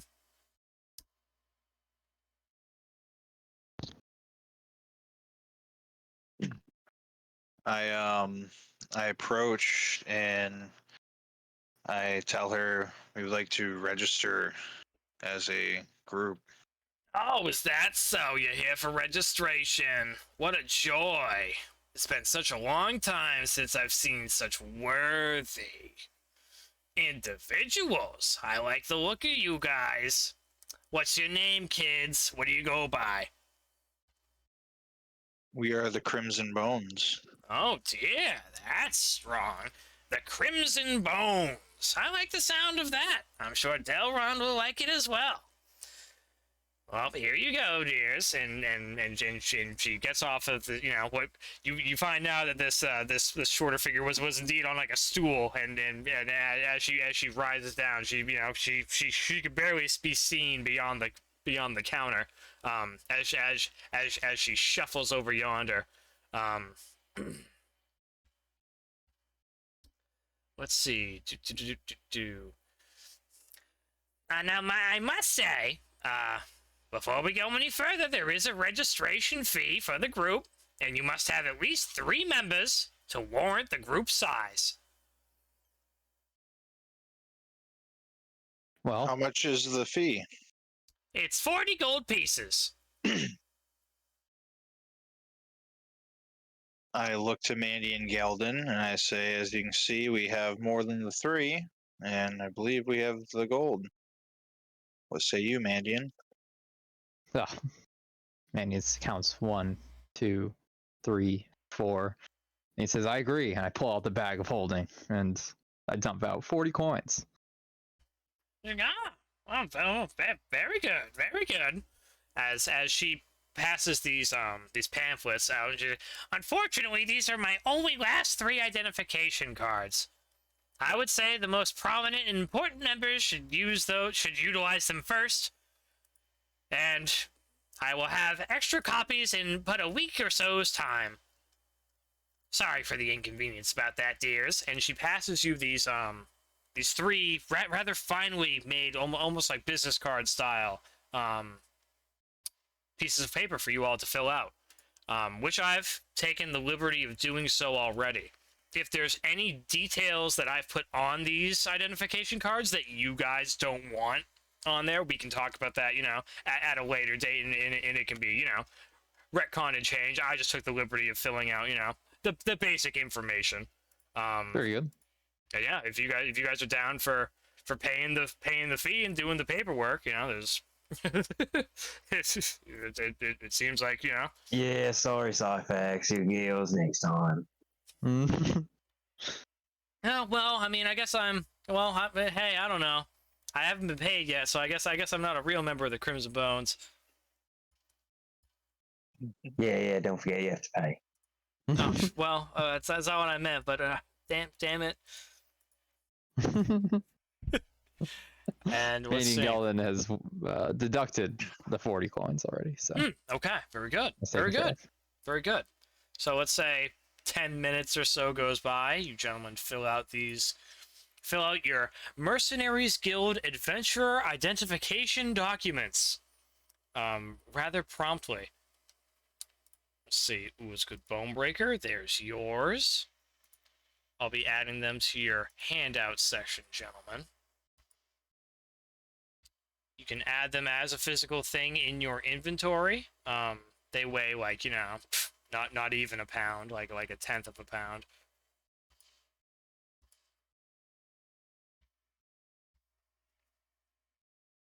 Let's see, and Skeezewell Binbag. Yours, of course, is also here. Let's see, Skeezewell Binbag. Nice. Okay, boom. You boys should have them. Filled them out to the best of my ability. And once done, you gentlemen turn in these identification cards back to this woman. She's like, wow, how nice. I see. Such a colorful band of adventurers. Delron, come meet these fine new adventurers, the Crimson Bones. And as she's going about filing and doing all this type of paperwork, a set of double maroon doors open, the ones next to you guys, and out from this like office space comes walking one of these large, four-legged, gray-skinned, like gorilla-like creatures with the small black beady eyes and their kind of like vertical gills for where a mouth would normally be. An Elcor steps out from beyond the office space. This one adorned with a fez and a monocle. Genuine enthusiasm. It is such a pleasure to see another great adventuring band.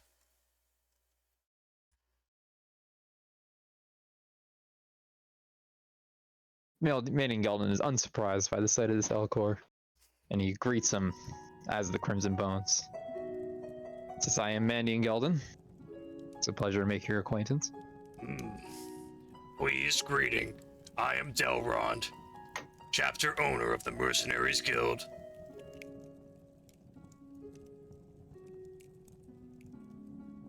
Delron, I hope we have your respect when we say we have signed up for your mercenaries guild, and I show him my ID card, as I'm very proud of it.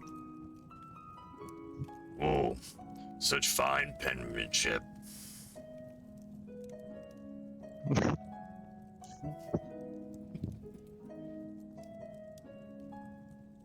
Ulzgud walks to the bounty board. Ooh, okay, very good, very good. You Ulzgud Bone-Breaker, curious about what lies beyond, begin making your way. The Elcor continues, his gill mouth kind of vibrating.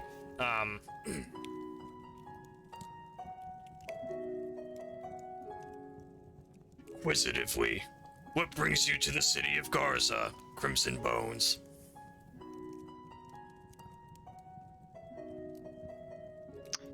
Well, we have not been since the Crimson Bones have been created. So, not only have we come for supplies, but to make our name known. Understandably, I see. Well, I hope you enjoy the time at the city. Please, pardon me, I have some work to continue doing. Oh, excuse us then. I'm sure it won't be too much trouble to find some work around here. Skeezewell's looking up the bounty board as well. Gold, gold, gold, big gold. And the large gray creature, you know, makes its way back through these double maroon doors that close beyond him.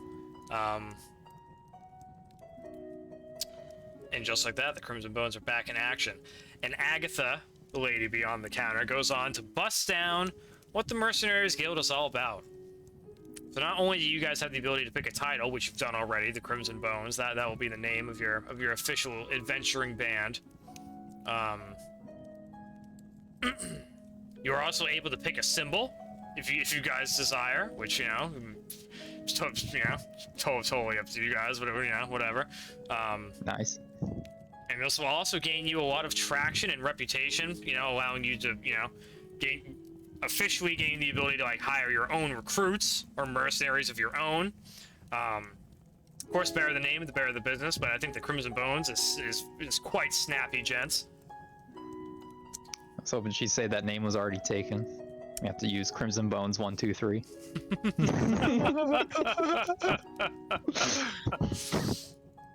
Oh man, awesome. Let's see. So Ulzgud Bone-Breaker, you're checking out the bounty board, is that correct? Yeah. The big one at the top of the list that strikes you the first is a figure with jet black hair and very firm dark eyebrows, very, very poignant, with a large scar going from the top of the skull over to the bottom of the right cheek. Clad in what appears to be to you like green armor.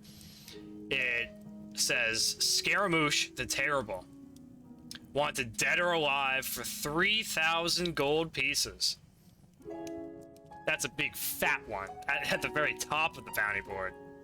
And below that is more bounties. There's quite a few. There's like dozens and dozens. But what spots you or I in particular, what attracts you in particular is bounty for the Scorpion Syndicate members. And there are 3 members listed here. Looks over in the direction of Agatha and calls out and says, "What's the deal with these bounties? Is there a time frame?" Anyone may go about hunting any of the bounties. This is simply a copy of the bounty board over in the jail ward. Even civilians may participate in these bounties. And they are typically some of the more infamous and notorious individuals. And then she goes on. So one just doesn't claim a bounty. No. That would be the contract board. And she she motions over yonder toward the contract board. Which is that the contract board, is exclusive to the Mercenaries Guild.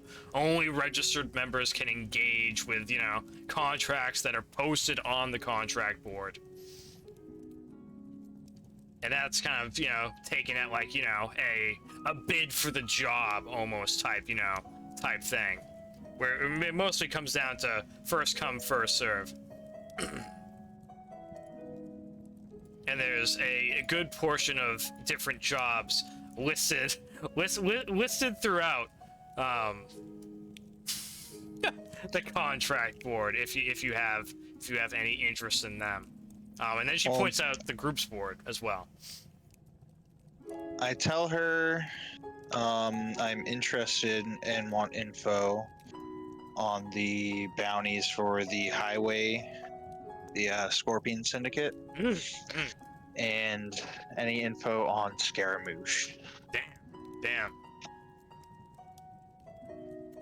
Let's see. She busts out the deets for some of these fools.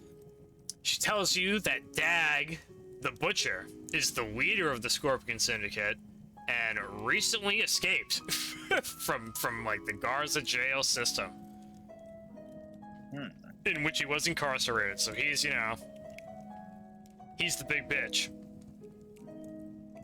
As for Scaramouche, she pretty much tells you the same thing that you've been told already. Okay, no additional. No real additional. He was a martial master. Even Cool. in his training in youth, never defeated in battle. Rose through the ranks and became like a dank tournament fighter. Eventually, tournament master. Continued undefeated in his reign till he got bored. Became an adventurer. Became a master adventurer. Retired from adventuring. And now is like rogue. and it is like just declared war on, Well, I rip the bounty of Scaramouche off the board and tell her, no need to repost that. We'll be taking care of him. Ooh. Such passion, the Crimson Bones. Do be wary. He's a powerful foe. Oh, so we've heard. Still, we'll do what we gotta do. Very well. She As points for out these others, let's, I want Dag here. Got info on Dag? Oof. Recently escaping from the penitentiary system. He is known as a fierce fighter, and also known conspirator to have ties to Dram the Dark. Ooh. Oh yeah, he's serious. Is he, perhaps in the area, do you know? She's pretty sure no. As he escaped, probably like, what would be like 3 or 4 weeks ago now? So he's likely fled and head back down to Scorpion Syndicate territory, just north of the Fog Forest. Okay.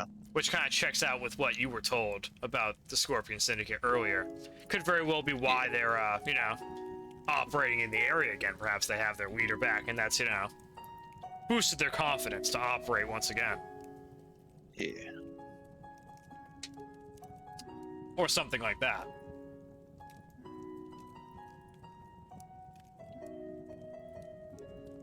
And then she points out the groups board. And she mentions that you guys will be added to the group board list. And she's also curious if you guys will assign a group leader, as that's typical with most of the adventuring bands or mercenary parties that sign up here and register with the guild. And you guys read over the group's board, and you check out. There's quite a few. There's the Devils, led by Darko Berry. Status on job.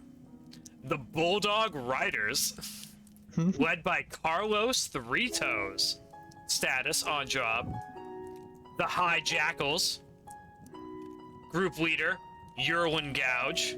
Status, MIA. The Grey Cloaks. Group leader, Razor Jackson. Status on job. And Pack of Chains. Group leader, Schraub. Status available.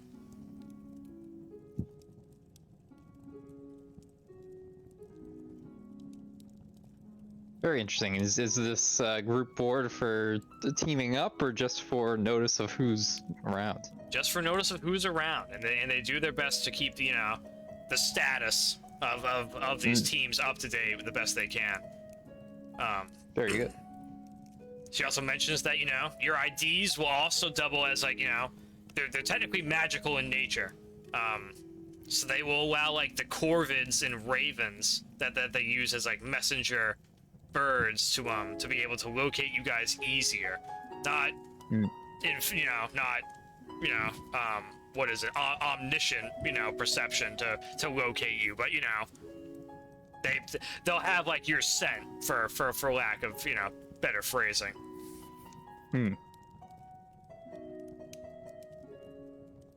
Other than that though, let's see, any other real benefits? I mean, it's basically kind of like a better business bureau system, right? For adventurers. It helps keep everyone honest.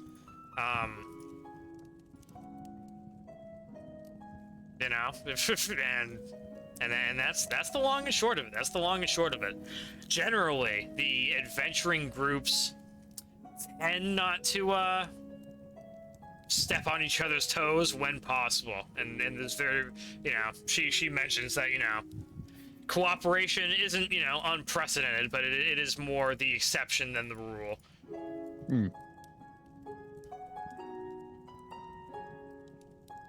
Typically, you can only bid for one contract on the contracts board at a time, so that helps keep everything fair and from everyone fighting over, job bids and shit like that. But, bounties and open warrants or whatever, free form. Total free game, anything can happen.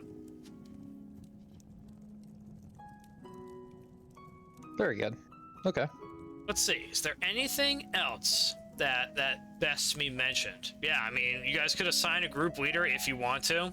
If not, then it can just be, non-applicable. That isn't a big deal. And it will probably take a day or two for the paperwork to go through, but you gentlemen, as of now, with your identification cards in hand, are officially registered with the Mercenaries Guild. Congratulations, the Crimson Bones are official. Official. It's here.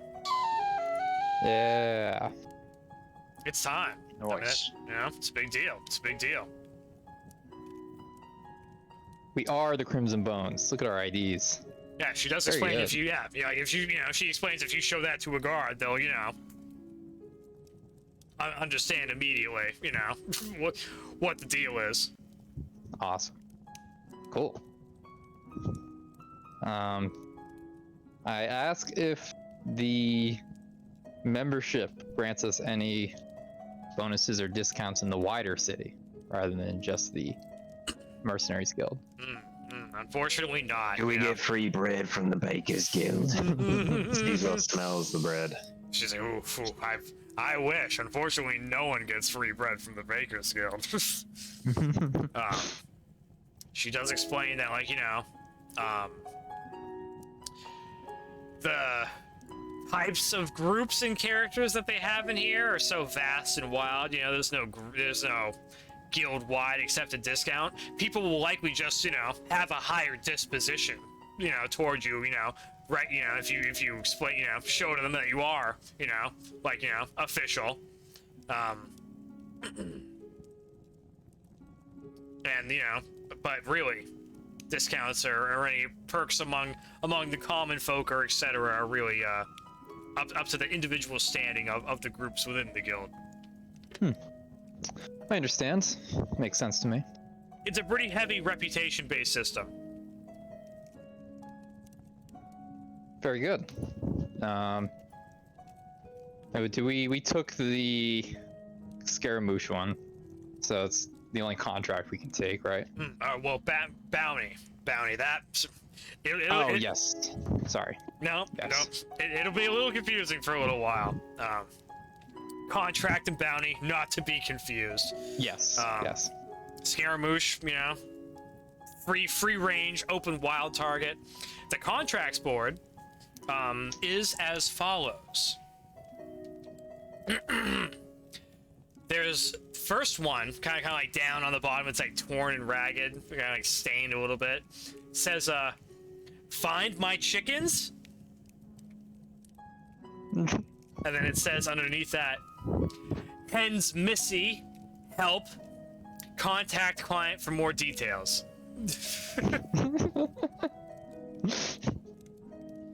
Does it have contact information? It does have contact information. Yeah. All right. It says the client is a GEF, GHEF, a local Farmers Guild member. Okay. And with some contact information. I'll go ahead and list that down there. We'll just do these one at a time. Next one is family heirloom stolen. The client is Shockmark. My Gobbo family heirloom has been stolen from my personal belongings. I want it returned. Contact client for more details.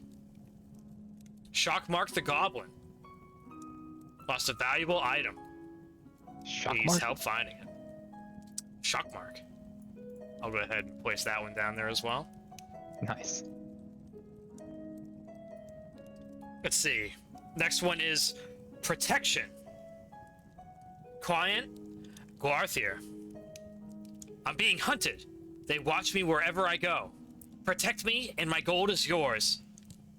Contact client for more details. A strange Bosmer. Convinced he's being targeted. That's the only information that's available. That one sounds easy. Yeah, we can exploit that. I like the sound of that. Okay, very good. Let's see. And there's another one here. That now just are these... says, yes. Go ahead. Sorry. No, please. Go on. I was gonna say, are these all people within the city, or is it unclear? Yeah. Okay. Yep. These are all locals. Gotcha. They may not be city residents, but they can all be found here. Got it. Yeah, that's fucking. It's a good question. Can you imagine? Cool. Go up to the Ebony City to get your contact, to get the client. I lost my chickens in the Ebony City. Can you call me real quick? Yeah. Frostillo, Hens Missy. The last one is stolen equipment. Client Fargoth. Equipment shipment never arrived. Contact client for more details. And that's all the information on that one. Very good. So you guys I like the sounds of the protection job. Protection, huh? Okay. All right. Interesting. Yeah. Very good. There is details of where to find this individual's domicile. It says they frequent red-faced jacks. So that may also be a location where you'll be able to find them. Nice. And you gentlemen are officially taking this contract? I'm down. Yeah. Sounds like it.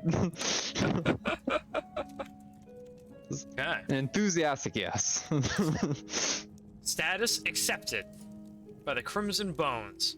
Fantastic. Sick. She's like, oh, how exciting. I haven't had this rush of excitement or this feeling about an adventuring band since Barrack Dondarrion, says Agatha. Mandion keeps his mouth quiet. Damn, Mandion Gelden. Well, with that then, it's all that's said. Unless there's any more questions for Agatha, you gentlemen have a general idea on where you'd like to get to. I will go ahead and mark fucking Fargoth's house on the map. You gentlemen can decide what you'd like to do with your next move. The day is still yours. You probably spend a good, 15, 20 minutes in here. It's still only high noon. High noon. And the Crimson Bones are the real would deal. you mind pinging the house? Oh yeah, I will. I haven't quite unveiled its location yet. Oh, okay. I thought you did. I was just like, I don't see it. Don't worry. Everything's going according to plan. Damn, let's see. I need to take this. There we go. That's how you do it.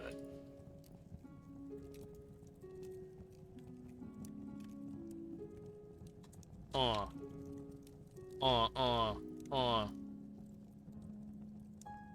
shit. You know what? Nice. Yeah. No, that's perfect.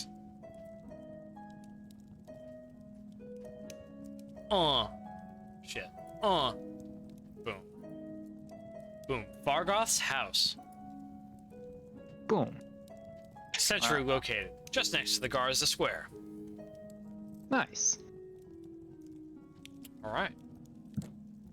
Oh, and she also mentioned you can only have one contract at a time, of course. One contract per group at a time.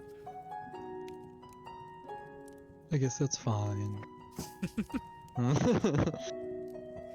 That's fine. He's pretty close by. We can take a trip. That's the gist. Very good. We're official now. We got contracts, we got names, we got IDs. Moving up. It is true, too. I mean, it's a big deal.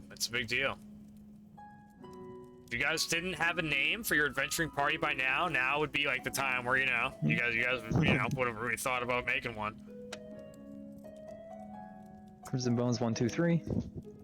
But the Crimson Bones. That is taken. are here. You just block all of our bones. You just block all of our names and come up with that's taken. Everything but the Struthiomymus Sultans is taken. Sorry guys. You'll have to pick that one. I wouldn't be upset with that. Alright, so my sweet Crimson Bones, where are we off to? Are we heading for Fargoth's house? I suppose so. I don't have Well, do we know if he's at his house? Indeed, you do not know. Agatha sure doesn't. It's either there or at Red-Faced Jack's. Or anywhere in between, Maybe we should check Red-Faced Jack's first. Grab some chicken.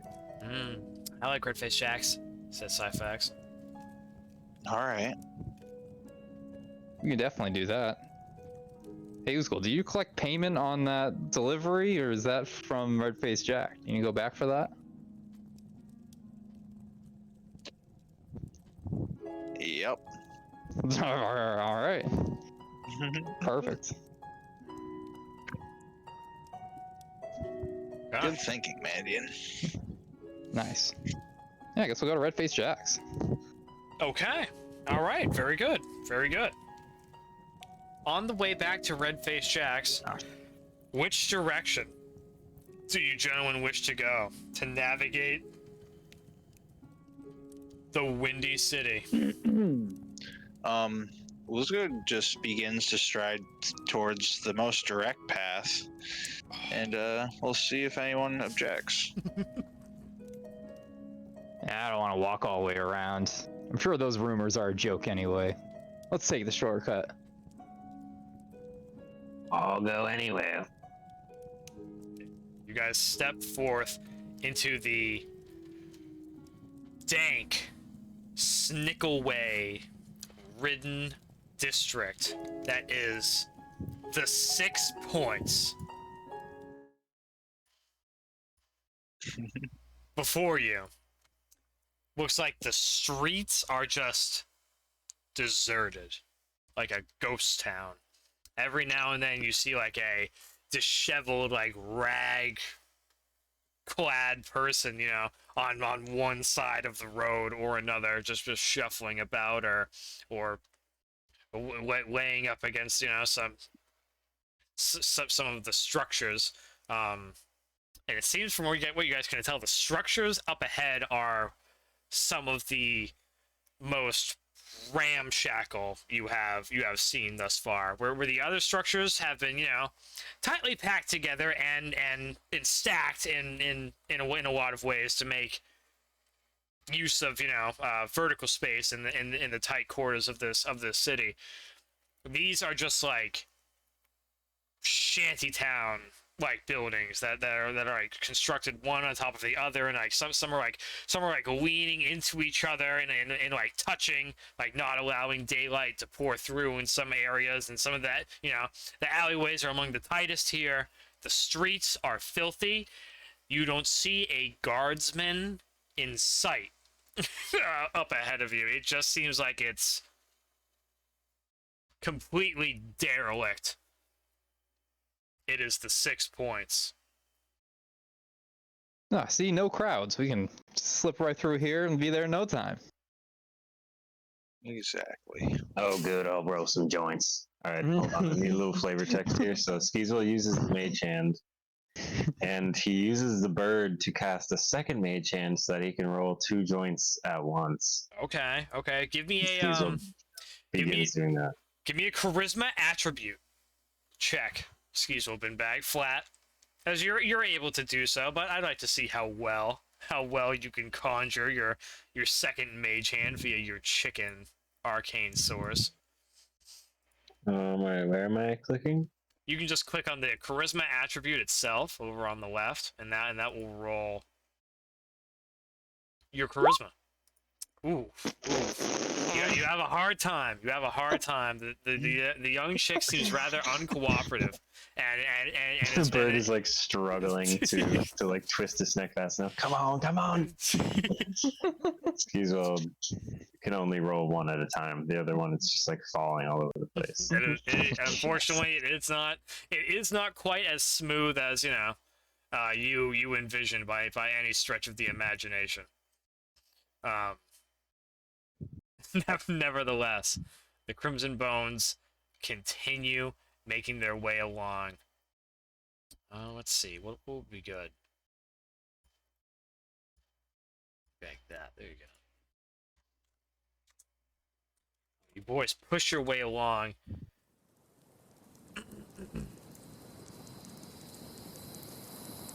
And it just seems like a... No, that's not right. That's not right, I don't like that one. It seems like every now and then, Ulzgud Bone-Breaker, out of the corner of your eye, beyond like some of these like alleyways and so on, you see like figures that, you know, it's like moving in the darkness and the shadow. So, you know, seemingly watching your guys' moves as now you've entered into this space. A good portion of the windows and so on close around you. You can just hear like shutters closing and so on. As you gentlemen continue striding in this rather desolate area.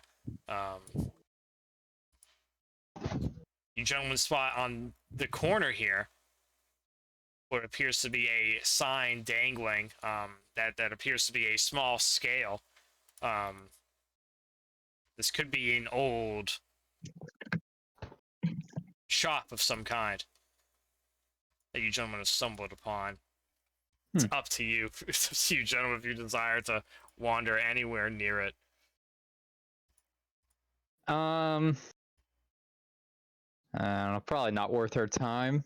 Anyone else need anything? Very good. Very good. Passing on by, you gentlemen continue unabated, feeling like you're being watched. It's about at this point where the road widens. You can hear someone barking from over yonder. Go you! What you doing down this way? Mandion Gelden does not turn around and he continues walking, ignoring the voice. Is that what all the Crimson Bones do? I do not answer. I simply just look in his direction. Yeah, you look over yonder, Ulzgud Bone-Breaker, and you see walking, walking down the middle of the road and carrying on your way. You spot at your left-hand view, along the side of the road, emerging from some of the nearby alleyways, are like 2 or 3, just looks like white leather-clad thugs of some kind. That are slowly kind of lumbering their way over in your direction. We'll keep moseying for the moment. Okay, very good, very good. You continue at your traveling place, and they're like, "Oi!" You hear another call or two, and then raised voices from between them, and then you spot Ulzgud Bone-Breaker out of your right hand view. Another 2 or 3 that start to emerge from the shadow, and now there's like a walking, like almost pursuit style interaction happening here. And then eventually, as you guys get further and further, pushing by what appears to be like an old abandoned warehouse of some kind that seems like, terribly slanted in an old derelict building. You start seeing a bit more foot traffic and liveliness in the town once again, as the thugs that were tailing you slowly disperse and just kind of like shrug your guys' transgressions through their hood for now. put it out of their minds. And you gentlemen have navigated the 6 points with your lives for now. Easy. The chick pops up, holding the hat above Skeezewell's head for just a moment, as it inspects the situation.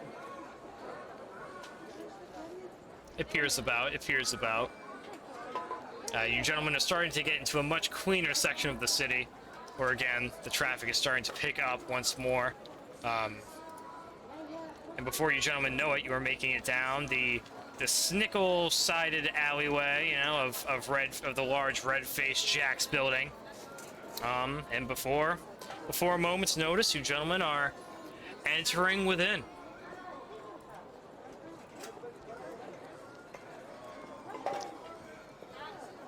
You enter into the space. Looks around and calls out for, what's his name? Glacier? Oh, it is, yeah, it is Glarthier. But yeah, Ulzgud calls out, "Is there a Glacier here?" No one's head raises at the mentioning of the name. Okay. I guess I will approach and go find Jack himself. Yeah, the head pokes around the corner. He's like, "Who's calling out that name around these parts, It's me. Ulzgud. You see the large, lumpy, massive green frame that is Red-Faced Jack as he begins making his way over yonder, his large handlebar facial hair pressing over, and he's got quite the wild stained apron on today. Well, sorry, the chicken wings aren't quite ready yet. What's all this I hear about this Glarthier talk? We were told he frequents the place, and he left a contract at the guild. The big underbite org. So, that sounds about right. He's always asking someone for help. Bit of a nut, if you ask me. Why's that? He always thinks people are out to get him when I don't think so. I don't think most people could care about him one way or the other, if you want me to tell you the truth. You think his money's good? Oh yeah. He always pays his tab. Alright, good enough. Cool. Think we'll probably find him at his house? Or does he have a job? Red-faced Jack like scratches at his chin. He's like, I don't remember him ever saying if he had a job or not. I don't remember ever asking him. I always wanted him to leave before he bothered any of the customers with his rambling. You'll probably see him in here sometime in the afternoon, I'm sure. Could be at his house now. I don't know what he does during the day, truth be told. Hey, did you happen to make that delivery for me? Yeah, we did. Hooey. Met Gamja. He's an interesting fellow. Yeah, them beast folks sure are crazy. How's this boy doing? Yeah, what was his name? Walks Through Fog? Or something like that? Ah, that's it. He was good. Walks Through Fog. He's a cute one, that one. Yeah, he was rather happy to get your package. I'm sure. Well, good work deserves a good reward. And he reaches down under the counter and busts out 20 gold pieces for each member of the Crimson Bones. Ooh. Even Syphax. Syphax is like, oh, 20 gold for me? Oh man! And Syphax gets his first payout for all this hard work. I can't believe it. Good job, Syphax. You deserve it. Oh, thanks, fellas. Thanks, Red-Faced Jack. You're welcome, young man. Wait a minute. And Red-Faced Jack starts checking out Syphax after he puts the gold in his hand. He's like, I could have sworn I know you. He's like, no, we already talked about this. You don't know me. No way, Jose. And I slap gold down on the table and say, I want a drink. Divert his attention. Yeah, that's pretty sly. Ulzgud Bone-Breaker. It works. He's like, what can I get for you, Ulzgud Bone-Breaker? Give me a round of drinks for the boys. Oh, why, of course. Some ale. Alright, very good.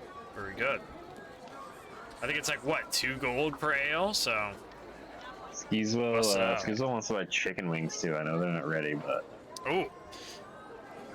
Yeah, well, I mean, you know they're not ready, so... If you bring it up to Red-Faced Jack, he's like, they're not ready. Chicken wings on the good and hot. Skeezewell puts 10 gold on the tables from his earnings. I hope you like mango habanero bone-in wings from the Mangrove Coast. Oh, yeah. You just keep talking. You mind if I smoke in here? By all means, it's a classy establishment. Skeezewell casts Mage Hand. Alright. He crushes up a gram in his magical fist, and he's holding it there in the Mage Hand. And then he casts Prestidigitation to light the tip and smoke it. Very good. You watch over yonder as one of the assistants of Red-Faced Jack, this rather muscular rag tied over his head, younger gentleman, moves over and he's got like this big like barrel of some kind of tentacled animal that he's bringing over, and Red-Faced Jack's like, what's this? He's like, oh, we got a whole bunch of shipment of squid. He's like, squid? I don't want no fish in here. No, come on, Jack. It's squid ain't fish. They're from the water, but you know they're different. We got a special shipment just from Lucky Well Caravan. They said they couldn't make the delivery, so we got them instead. Said, Lucky Well Caravan, huh? Well, guess it looks all right to me. I'll give it a shot. Squid. And the red-faced Jax looks over toward you, Mandy and Gelden. Does squid resonate with you, Mandy and Gelden? I've only read about squid, so I'm curious to look at it. Damn. And see what this squid looks like. Red-faced Jax, so you know this huge orc arms kind of like reaches down and just like pinches like one of these pretty sizable squids, and kind of like flaps it over on the counter. It's like, Watch out, it sure is slimy. and he goes, over on top of the bar, splattering a little bit of squid slime about the area, and it's like a almost like gelatinous. Oh, you know, like almost like a thin, like gelatinous coating around this just like limp, slimy animal that doesn't look the most appetizing by any stretch of the imagination. It's not quite as appetizing as I was expecting. I've read in my manuscripts about people shucking squid, and it was seemed a bit more glamorous than this, I'll be honest. You eat this? I can't say I partake very much. From where I'm from, far up north, they hunt all types of land critter. Not much for seafaring folk. Oh, I hope you have more chicken wings, as I'm almost repulsed. Mandy Gelden is not as happy as he thought he would be. He quickly retracts the squid. Have no fear. My mango habanero wings will be ready by dinner time tonight.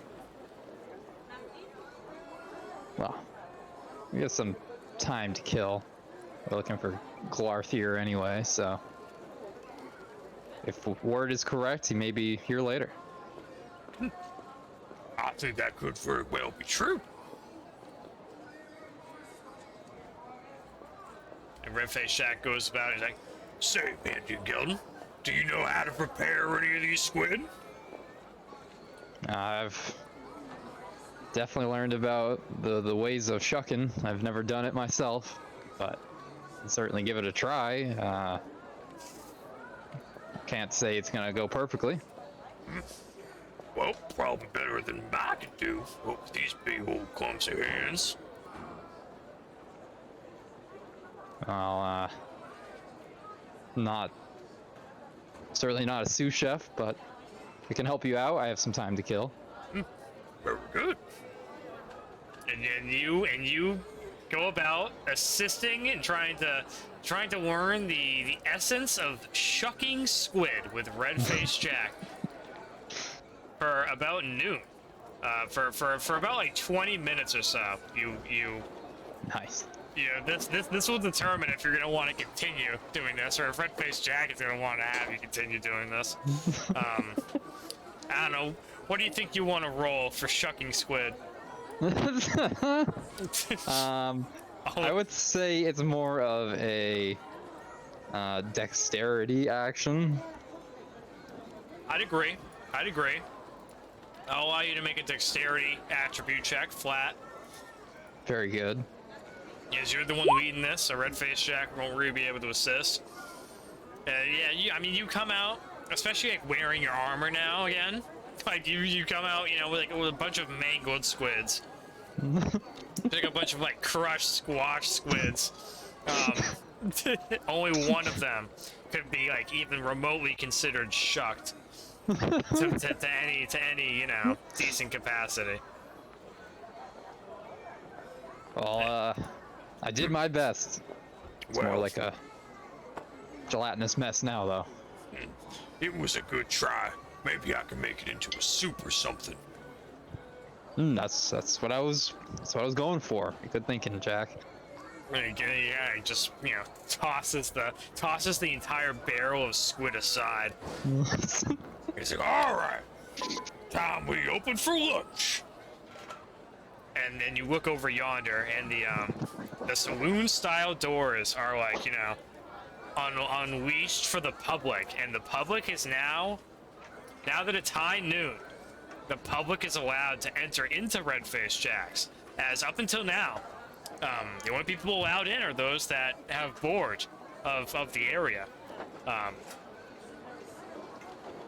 As soon as the doors open, the floodgates open and the public dining is unleashed, the place is filled with all manner of, well-to-dos and peasants and everything in between. And Elcor attempts to fit in, and you see Red-Faced Jack, yelling. He's like, I told you once, I told you twice, you can't come in here. and you guys hear like the Elcor like over yonder, like genuine displeasure.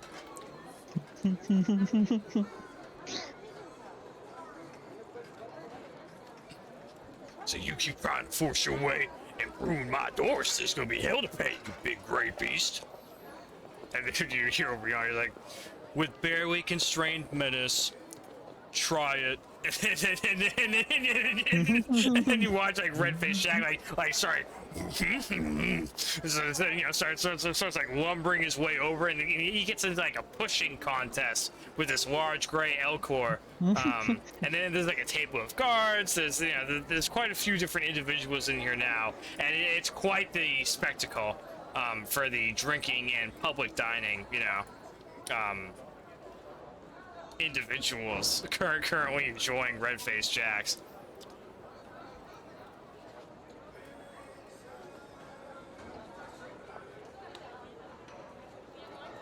And that's about the gist of it, gentlemen. Are there any closing conversations as we're lounging about the bar and Mandion Gelden reeks of squid?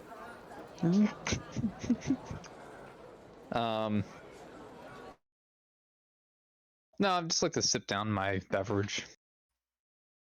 Oh. Take the nerves off of my travels. Oh, well, good. So good. Anyone else? Keeping an eye out for paranoid individuals that may need protection. Doing your best to all keep your peepers peeled. You don't see much so far.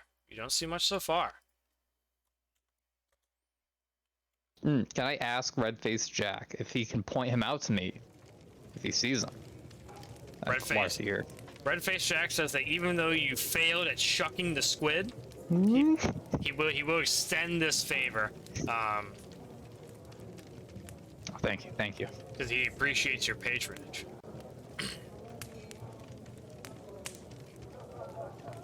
No doubt.